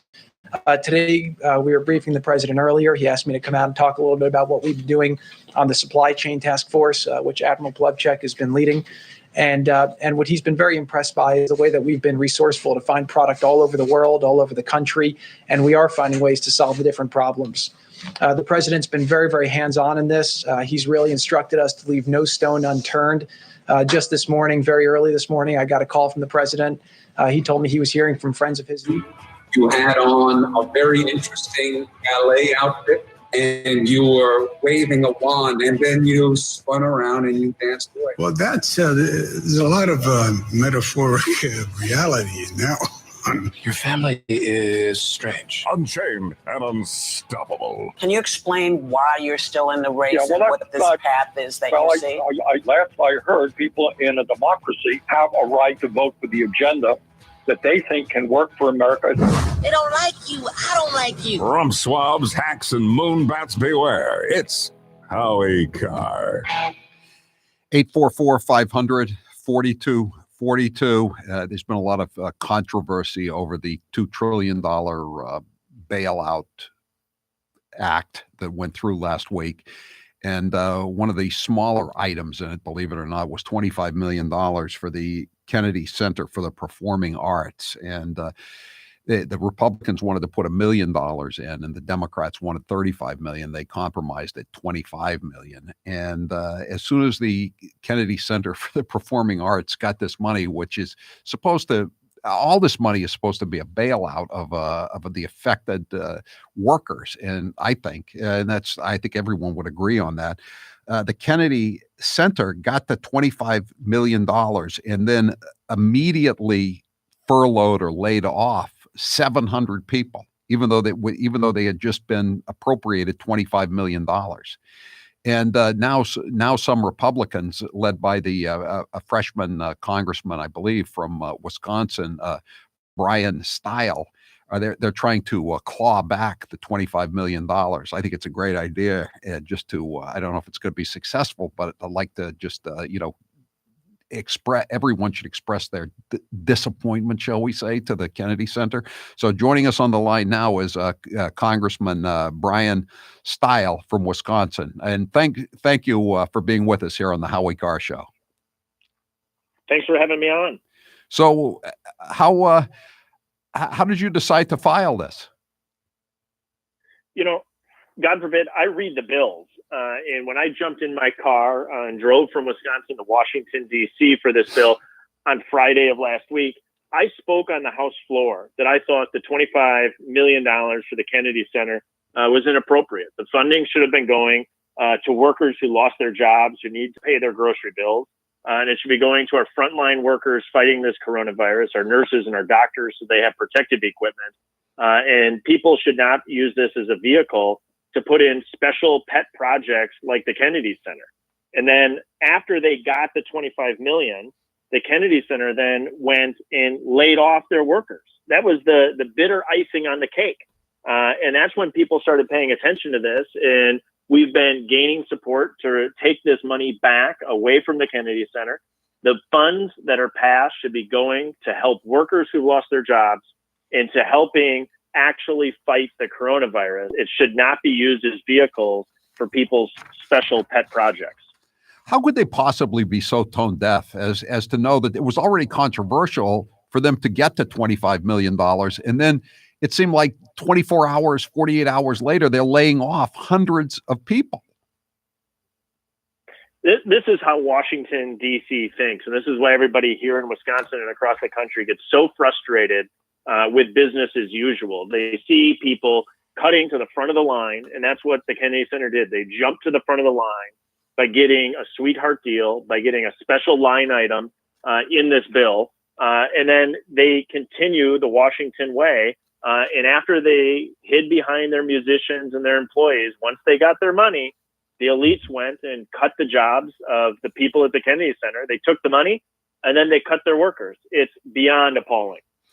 Have you and some of your fellow Republicans who are co-sponsoring this, have you heard from any of the workers? I mean, are they happy or pleased that you're doing this after this slap in the face to them? I've seen some posts online from some of the people that were laid off by the Kennedy Center. I think they're equally frustrated.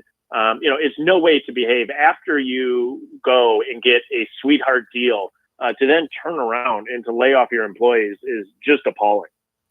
How are the Democrats responding to this legislation? I've been shocked. I don't really view this as overly partisan. I mean, everybody should be frustrated with pork getting into a bill like this. But our co-sponsors have been Republican. I continue to hope that some Democrats are going to come and join me. The bill is really straightforward. It just takes back the $25 million from the Kennedy Center. It's not overly complicated. I would love to see a Democrat get on this bill. But there are people that want their special pet projects, and Nancy Pelosi has a whole list of special pet projects that she wants, and she's got people lined up to probably help her get more in the next round, which is my biggest concern right now.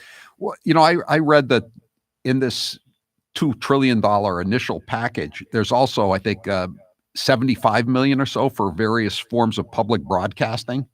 Is that right? Yeah, there's other pet projects that snuck their way into this bill. The one that I just thought took the cake when I was driving out to Washington, D.C.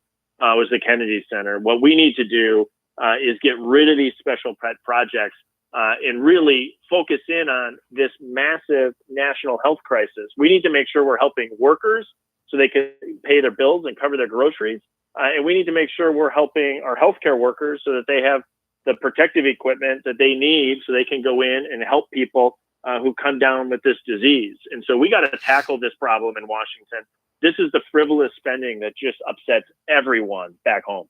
Well, I just thought it was rather ironic that there's at least one NPR radio station in Washington State that has announced that they're not going to carry the daily briefings of the White House on the coronavirus because they don't trust the president of the United States. But I would assume that they're going to be more than willing, if they get a little, whatever amount of money they get out of this deal, they're going to be willing to take it, aren't they?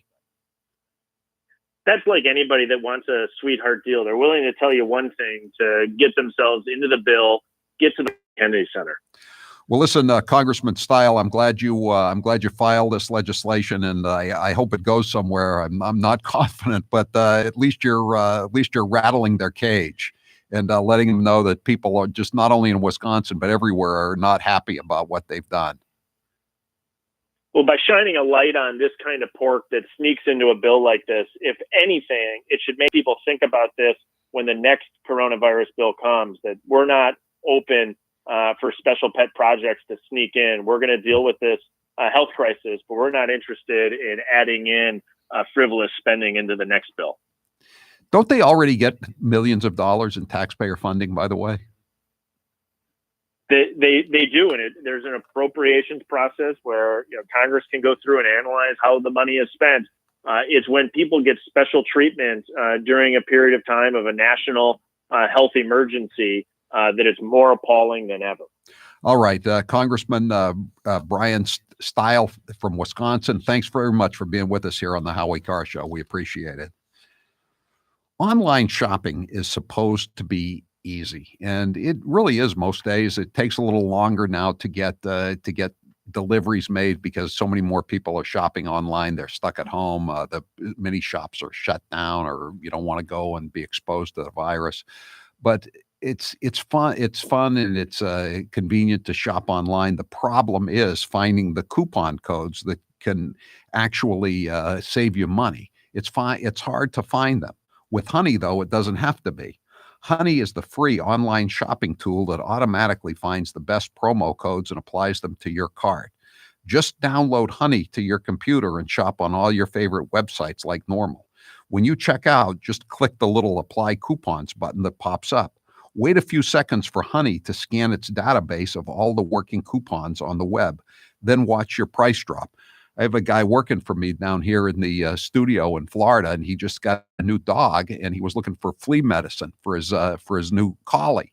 And he heard me reading this Honey ad, and he got it on his computer. He just saved $12 last night. He got the flea medication for his collie for half price, thanks to Honey. Howie, I would also like you to know that I'm not the only one who's doing some online shopping during this quarantine. Here in studio today, I used the Honey app, and boom, saved you money, Howie. How much did you save me today, Taylor? You can't even fathom how much I saved you. That's great. I'm happy. We're all happy. We've all saved money with Honey. Honey works on nearly every online store, including Walmart, Target, Home Depot, Macy's, Etsy, and more. Honey has found over $2 billion in savings. And for all of us here on the Howie Carr Show, we can all attest to it. That's why it has more than 100,000 five-star reviews on the Google Chrome store. Not using Honey is literally passing up free money. Plus, it's free to use and installs in just a few seconds. Get Honey for free at joinhoney.com/Howie. That's joinhoney.com/Howie. I'm Howie Carr. Howie Carr. You can trust him. He's not like the others. I'm the Vice President of the United States. Love him or hate him, Joe Grace. Biden's here for the long haul. But we can't.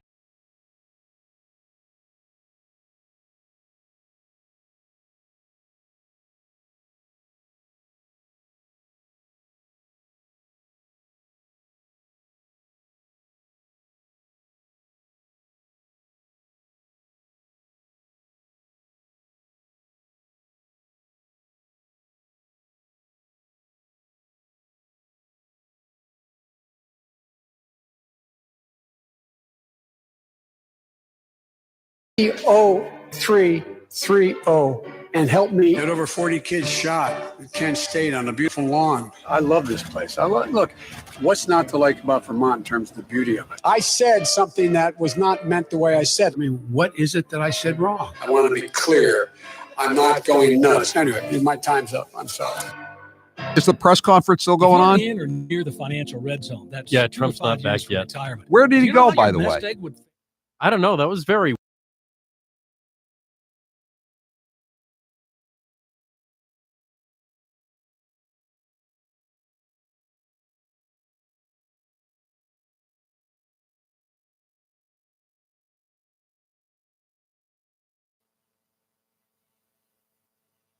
Today, maybe it's time to lock in those gains, reduce your risk, and make sure your portfolio has the diversification needed to weather the inevitable bear market.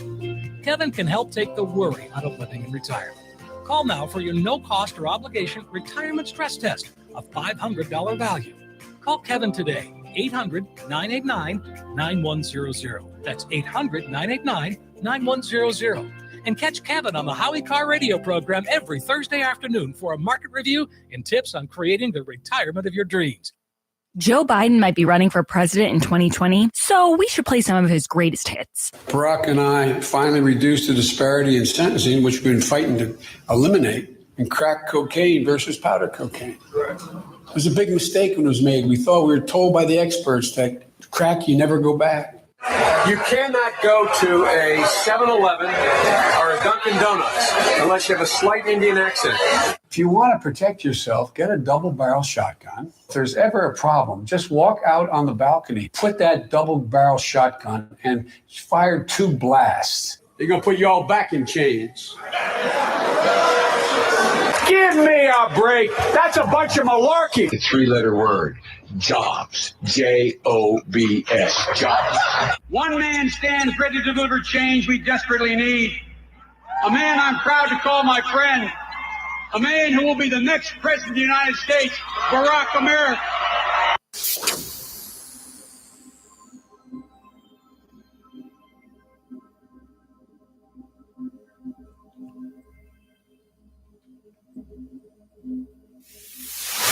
This is Jay in Hingham, Massachusetts. This is Gloria from Haverhill, Mass. Hi, this is Joe from Howie in the Hills, Florida, and this is the Howie Carr Show. 844-500-4242. Coronavirus sent the markets into a tailspin. Who knows what the future holds? In a time when nothing is certain, do what I do. Trust Orion Metals Exchange. Give them a call to get a free, no-obligation investment guide about protecting your future with an enduring investment in gold and silver. Call them today at 1-800-912-2300. You'll get more metal for your money.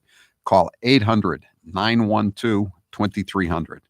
Taylor, what's the poll question? What are the results thus far? Which are you more concerned about, getting the virus or losing your job? Losing my job. It is now a 50-50 split. Oh, that's the mark of a good poll question. And it's just been going back and forth, seesawing all afternoon. All right, 844-500-4242. We just dip in and out of the press conference, and I heard the president saying, well, I'm going to be leaving for a while. But he said he was coming back, and I missed his explanation of why he was leaving the press conference. He's back now. He's not at the podium just yet, but he's back. Okay. He doesn't drink, so we know he didn't need a cocktail or anything like that. I wonder a little bit more hairspray. I don't know. We're just going to keep going, and if he takes some questions, we'll go back in it. And remember, some of that NPR money, is some of that money going for those nice reporters who ask him those leading questions and like to portray themselves as martyrs when he slaps back at them and says that's a stupid question, or you're making crap up. 844-500-4242. Mr. Garcia, you're next with Howie Carr. Go ahead, Mr. Garcia. How you doing, Mr. Howie? Let me tell you something. Every Channel 7 channel will not reporting the crime. I live in Newark, New Jersey. Newark, New Jersey is high crime. We never know where is the crime. And already take the corona, everything is corona.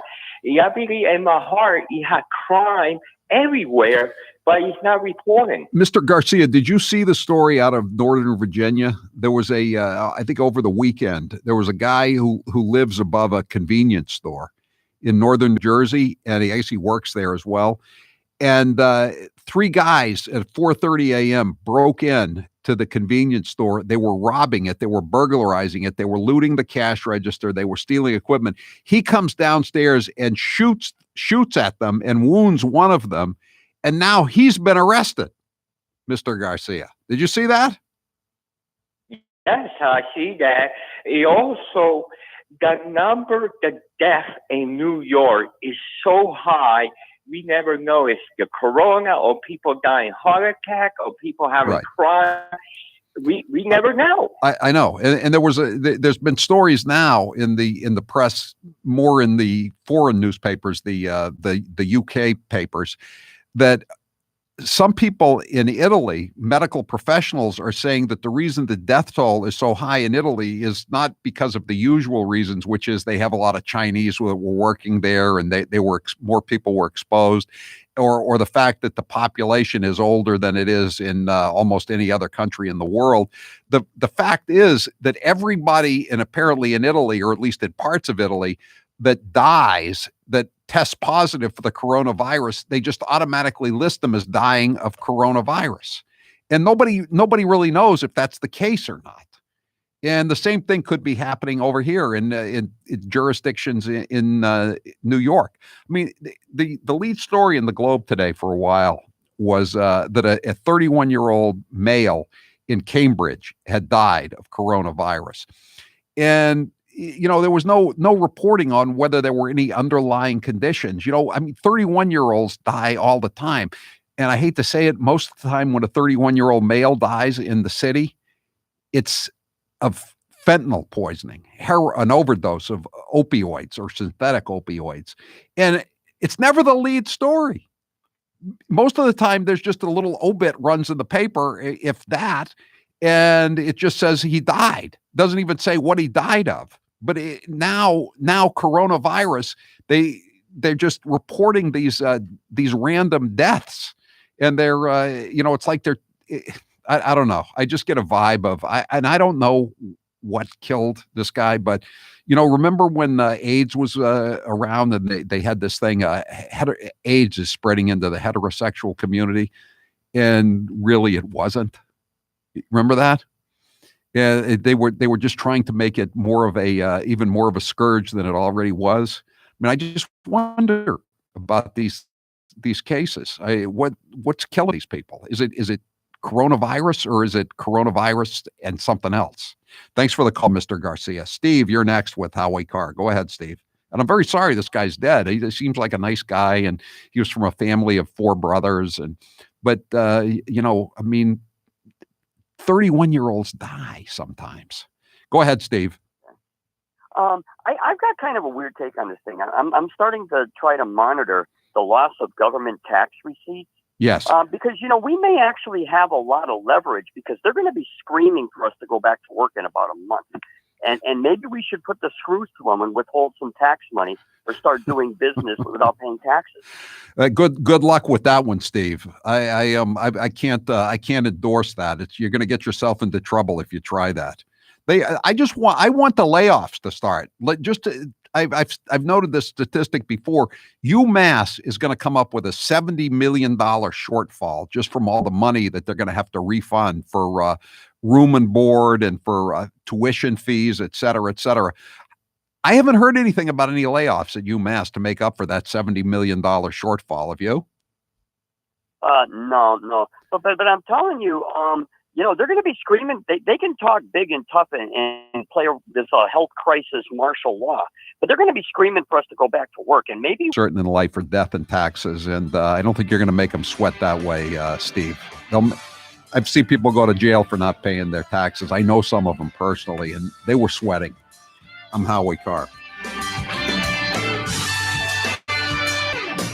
Are being exported.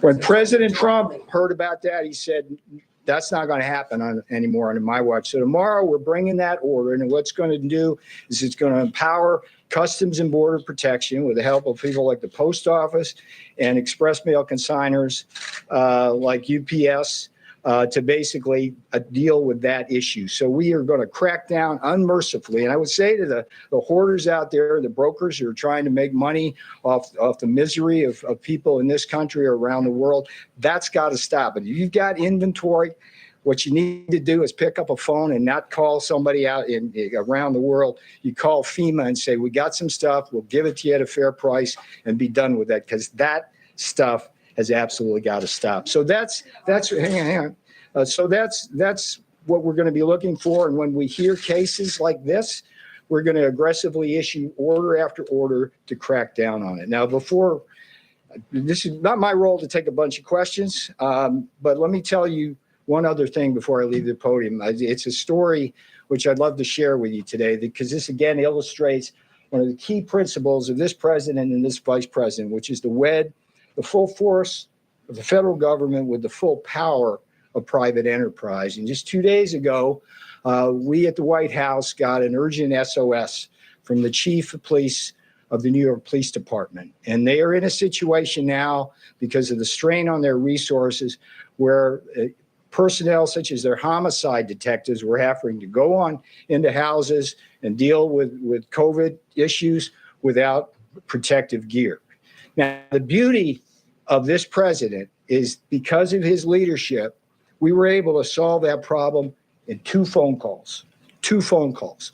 The first one went to Phoebe Novakovic at General Dynamics. Phoebe, can you call Tom Kennedy at Raytheon? I need you guys to basically scoop up all the Tyvek suits you can and find any gloves you can. This president, under his leadership and the voluntary efforts and the pride and patriotism we talked about earlier, that we had 4,000 Tyvek suits delivered to the New York PD within 16 hours. That's a new record in Trump time. At the same time, a second phone call was made to Tara Engel at Pernod Ricard and Laura Lane at UPS. They were on the same phone call. And I said, Tara, Laura, we got this issue. They need hand sanitizer. Literally, within 2 hours, we had 50-gallon drums, 6,000 gallons of hand sanitizer on a UPS truck heading up to the NYPD, and it probably arrived today with a promise from Pernod that they will continue to supply the NYPD throughout the course of this crisis. So this is a beautiful thing that America is rallying to. We are becoming a stronger, more united nation, and I couldn't be more proud of this president, this administration. These guys up here are doing a heck of a job organizing the supply chain. And my promise to you is that the president is going to use that DPA to make sure that the American people, particularly our healthcare professionals, get the PPE, the medicines, everything we need. So let me stop there. I don't think it's my place here to field a bunch of questions. Good job. Thank you. Okay. What's the status of the Buy American executive order? Go ahead. No, go ahead. Answer. You go ahead. Okay. Come here. Go. One of the things that this crisis has taught us, sir, is that we are dangerously over-dependent on a global supply chain. For our medicines, like penicillin, our medical supplies, like masks, our medical equipment, like ventilators. We have right now, as we speak, over 50 countries have already imposed some forms of export restrictions in their country against the rest of the world. And what we're learning from that is that no matter how many treaties you have, no matter how many alliances, no matter how many phone calls, when push comes to shove, you run the risk as a nation of not having what you need. And if there's any vindication of the president's Buy American, secure borders, and a strong manufacturing base philosophy, strategy, and belief, it is this crisis, because it underscores everything that we see there. So the Buy American order, which is going through process, would do a couple things. It would simply say, not during this crisis, because we don't want to disrupt anything. I want to be really clear about that. But going forward. Live from the Matthews Brothers Studios. 844-500-4242. We're trying to reach the woman who sent me that email about the unemployment offices being just totally overwhelmed. And again, she's not the first person who's reached out to the show through texting or phone calls about how bad, dysfunctional the system is right now. I understand they're overwhelmed, but it would be nice if they scrambled a little bit to, in addition to hiring state reps' wives for lifetime appointments, $155,000 a year jobs. It'd be nice if they would respond this way too. I just got an email from a political candidate, and apparently, we've been talking about the fact that candidates for office at both the statewide, legislative, and constitutional office, well, no, they're not running the constitutional offices, but congressional candidates are having a tough time getting signatures because of the social distancing and the fact that all the town halls, which have to certify all the signatures, the city or town halls, they're closed. So how do you get the signatures certified, even if you can get them? Because you can't get them at the dumps, you can't get them at the town meetings, you can't get them at the at the town Democrat or Republican committee meetings. So it's they're having a tough time, and the deadline, I think, is April 28th. And finally, a legislator has filed a bill. I don't know. I think he's like a freshman legislator from the South Shore. Representative Kearney has filed legislation to amend the signature process to make sure that there are going to be enough candidates on the ballot. If you didn't get your signatures early, and you were planning to get them in the traditional fashion, you're up the creek without a paddle right now. And there's some pretty prominent people that are in that category, as I understand it. But we'll try to find out some more about that too as we go along. 844-500-4242. Trump's at the podium. Oh, Trump's at the podium. We'll take a look. We'll listen to Donald Trump for a while, the president of the United States. It takes a while to build them. And we have we have thousands of them being built right now.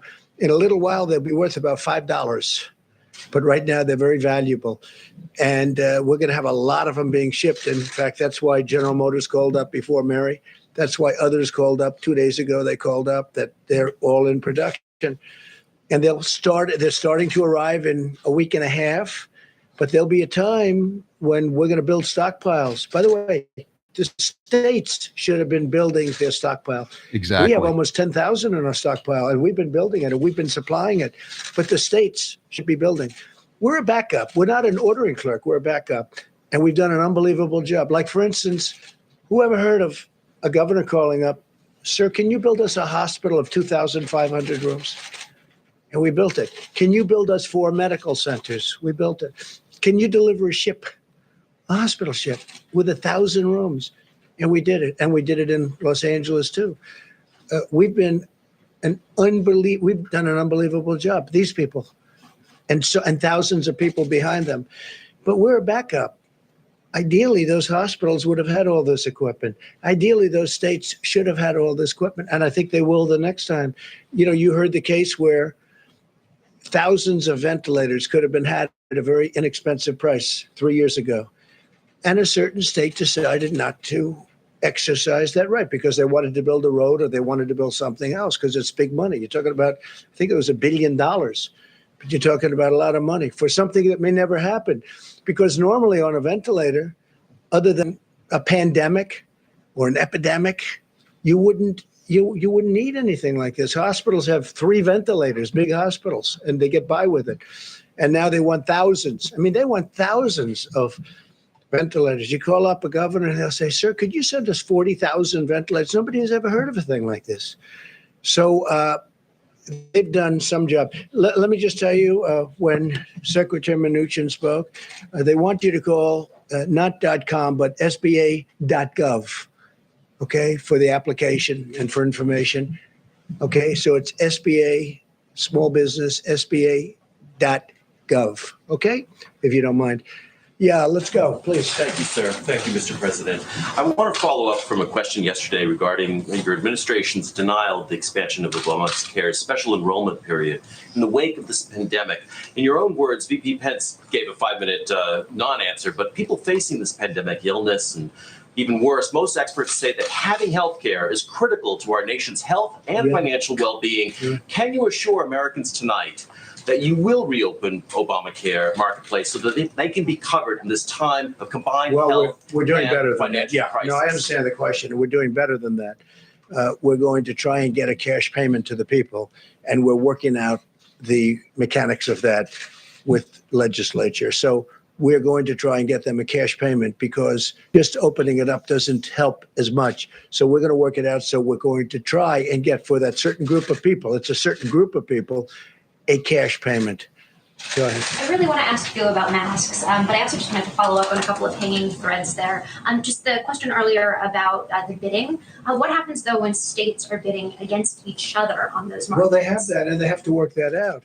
What they should do is they should have, long before this pandemic arrived, they should have been on the open market just buying. There was no competition. You could have made a great price. The states have to stock up. It's like one of those things. They waited. They didn't want to spend the money because they thought this would never happen. And their shelves, in some cases, were bare. And by the way, in some cases, they weren't. They were beautifully serviced. They did a good job. But in some cases, their shelves were bare. So the best thing they can do is when times become normalized, and they will, hopefully soon. And actually, you're going to have a lot of excess material because so much is being done right now in terms of protective gear, protective outfits. A lot's being done. It's going to be, within 6 months, it's going to be sold for the right price. They got to stack up for the next time. But we are doing that, and the Admiral has done a fantastic job. Senator Schumer wrote a letter today, and he says, you should put a military man in charge. I said, well, Chuck, if you knew a little bit more, we have one of the most highly respected people in the military, the Admiral. This is what he does, too, very professionally, and he's in charge. But Chuck didn't know that. Okay, Jeff. Mr. President, you tweeted this morning about your call with Saudi Arabia, MBS. Yeah. We've had some people say that the figures that you cited between 10 million and 15 million barrels per day is not what they're agreeing to. Can you be more specific about what? I don't know what they're agreeing to. I think they might agree to more than that. Look, Russia. Did he tell you that, sir? Russia. Yeah, he did say that actually. Russia talked about 10 million barrels. Russia and Saudi Arabia are fighting, and as everybody knows, it's really killing an industry, hurting Russia badly, hurting Saudi Arabia badly. I said, this is an easy one. It should be an easy one.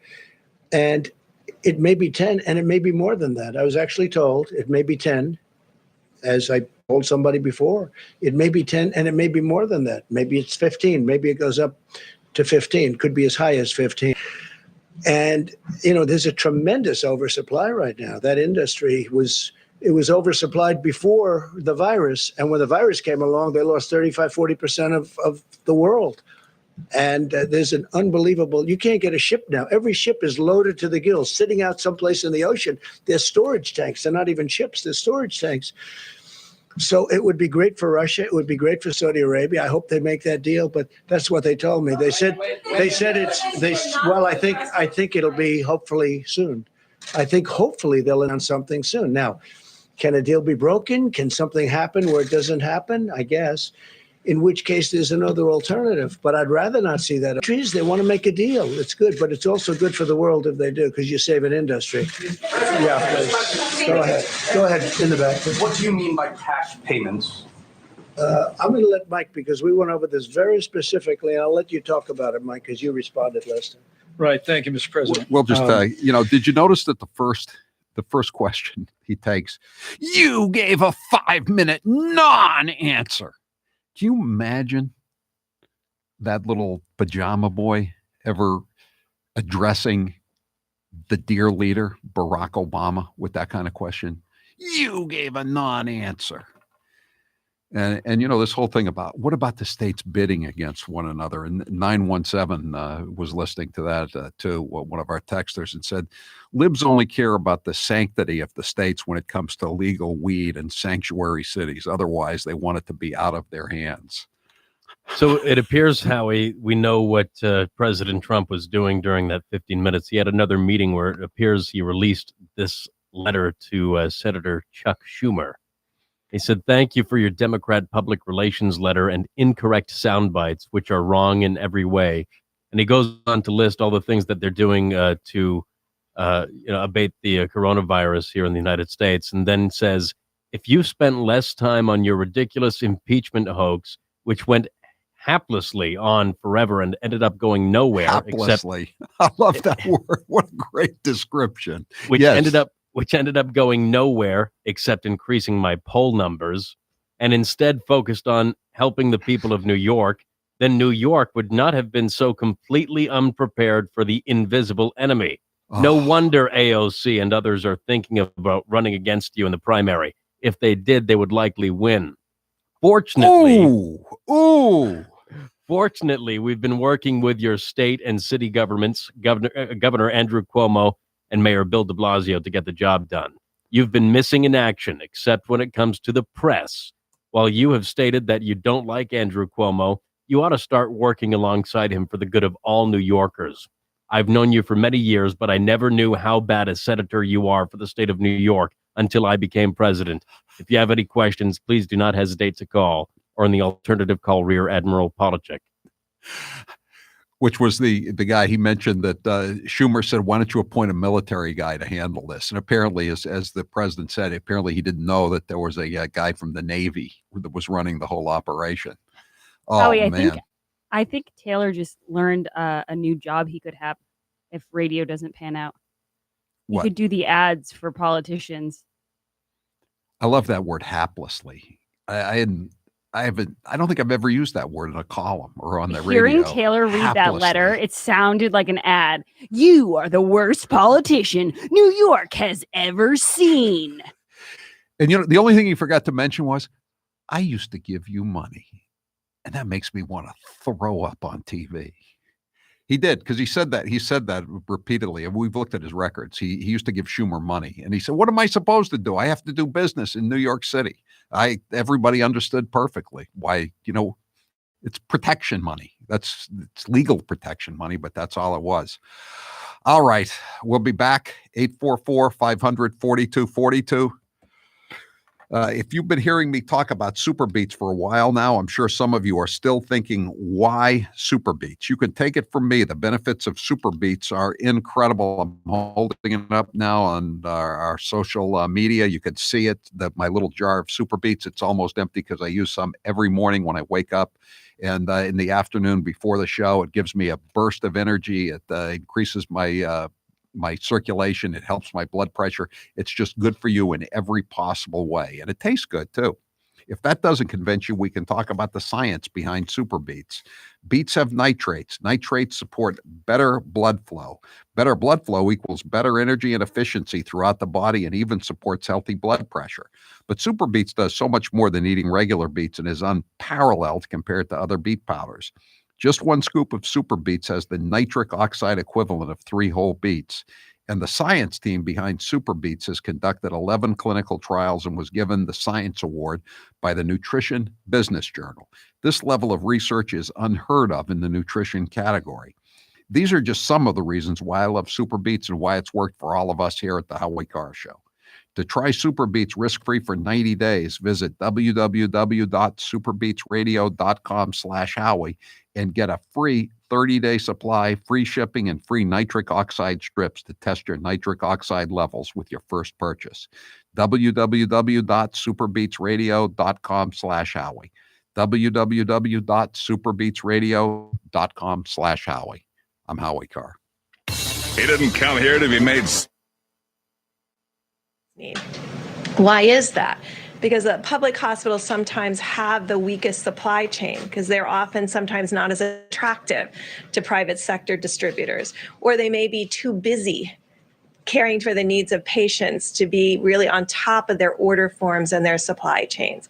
So really listening to the community that's at the front of this fight and getting feedback from those specific communities, no matter where they are, and listening to the frontline healthcare workers, because it's their reality that is important to all of us, whether you're the mayor or the governor or the federal government.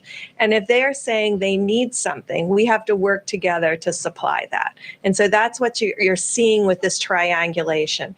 Every county will move through this differently, and that allows us to move around these vital issues that protect the frontline healthcare workers and protect the patients through the ventilators to make sure that the supply chain is aligned with the need as it happens. Now, you have to have very good data in order to be willing to work in that level of granularity. And that's what we've been working on to really develop that level of granularity to ensure that.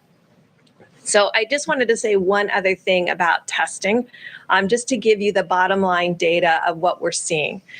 We appreciate the groups who are reporting. Not everyone is reporting yet. And this is part of us trying to understand at a very granular level. We do have 2 states that do have 35% positives, and that's New York and New Jersey. So that confirms very clearly that that's a very clear and important hot zone. Louisiana, though, has 26% of their tests are positive. Michigan, Connecticut, Indiana, Georgia, Illinois, so that should tell you where the next hotspots are coming, are at 15% test positive. And then Colorado, DC, Rhode Island, and Massachusetts are at 13%. There's a significant number of states still under 10%, every one that I didn't discuss. California and Washington remain steady at an 8% rate. So what we're seeing finally is testing improving, more testing being done, still a high level of negatives in states without hotspots, allowing them to do more of this surveillance and containment. And then prioritizing this new rapid test kit to those areas that may not have the same amount of access to the Indian health services and to the public health institutions and the public health and state labs, so that they can use that and start forward leaning into surveillance.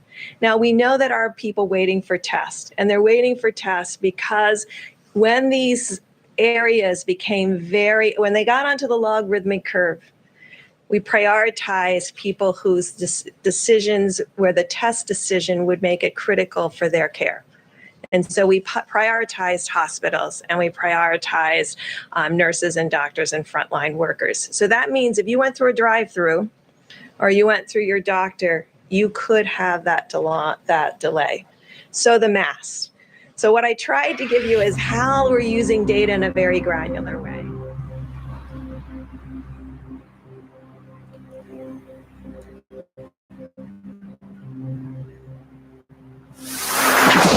Hi, my name is Jane Lucas, and I am from the town of South China, Maine. This is Al from Merrimack, New Hampshire. Hi, I'm Angela from Brewster on the Cape, and this is the one and the only Howie Carr Show. Dr. Birx was just reading off some very interesting statistics about the rates in the various states of tests that are coming back positive. And in New York, New Jersey, it's 35% positive, as opposed to in Massachusetts and Rhode Island, it's only 13%. And in many other states, it's way below 10%. Louisiana is 26% positive. So that's you have the problem now is in New York, New Jersey. And they say Louisiana is going to be a problem because it's 26% positive tests, but still 13% in Massachusetts and Rhode Island. It's a third of what it is in the New York metropolitan area. 844-500-4242. Sharon, you're next with Howie Carr. Go ahead, Sharon. Hello, Howie. Okay, so I would like to tell you what I fear the most is the communist, in the deep state and Nancy and the whole shebang. And can I just give you a couple words I wrote here? Sharon, we got to move on. We got a lot of calls where they're backed up, but I appreciate the call and keep listening to the show. Jerry from the Cape, you're next with Howie Carr. Go ahead, Jerry. Hey, Howie, thanks for taking the call. Nancy Pelosi thought she was the cat that ate the canary. She shot for 35 and she got 25 million for the Kennedy Center. Yes. Do you know what our great president did? He one-upped her. He replaced the entire board of trustees with 8 philanthropists, as well as former governor of Arkansas, Mike Huckabee, and former Screen Actor Guild president, John Voight. Of course, as trustees, it's their obligation to audit that entity. Right. And I think we're going to be very pleased when we see that. Howie, you mentioned the deaths due to coronavirus, Yes. COVID-19. If you have diabetes, heart disease, upper respiratory problems, anything that's asymptomatic of COVID-19, post-mortem, you're added to the list. Right. And even if you carry the COVID-19 antibody, no matter if it's suicide, murder, you're added to the list of deaths. Right. And a lot of times even in the obits, they say he died of complications from coronavirus. What the hell does that mean? It's on the post-mortem death certificate. There was somebody who was some kind of musician, and he was young. He was fairly young. He was in his 40s or 50s, and or maybe even his 30s. And so I was reading the story because I was interested, because obviously I'm surprised if someone in their 30s dies of coronavirus. And it said he had been battling leukemia for several years. Well, so was it again, I'm not a doctor, but I would think it was probably the leukemia was probably a greater factor in his passing than the coronavirus was. And he was certainly weakened. If you have leukemia, they're giving you all kinds of treatments that weaken your immune system. We all know that. Thanks for the call, Jerry. Fred, you're next with Howie Carr. Go ahead, Fred. Hey, good afternoon, Howie. Hi. You didn't have to catch Hannity last night, did you? No, I didn't. What was he doing? Oh, you missed a good one. Hannity had on a representative from one of the state reps from the Seattle area up in Washington State, and what they're doing up there, they're letting prisoners out. The low priority, supposedly low priority, like they want to do here, Fred. Well, yeah. Well, it goes way. They're not prosecuting.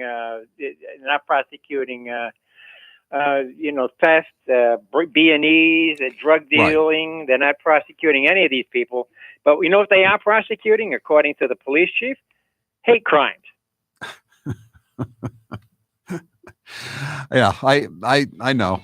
They're talking about Some places are talking about actually arresting you for being outside and not social distancing, or at least some people are talking, they're going to write citations. You know, Massachusetts is still moderate. They're only talking about giving you a ticket for being outside, unless you're a criminal, of course. I'm Howie Carr. Why is finding promo codes that actually work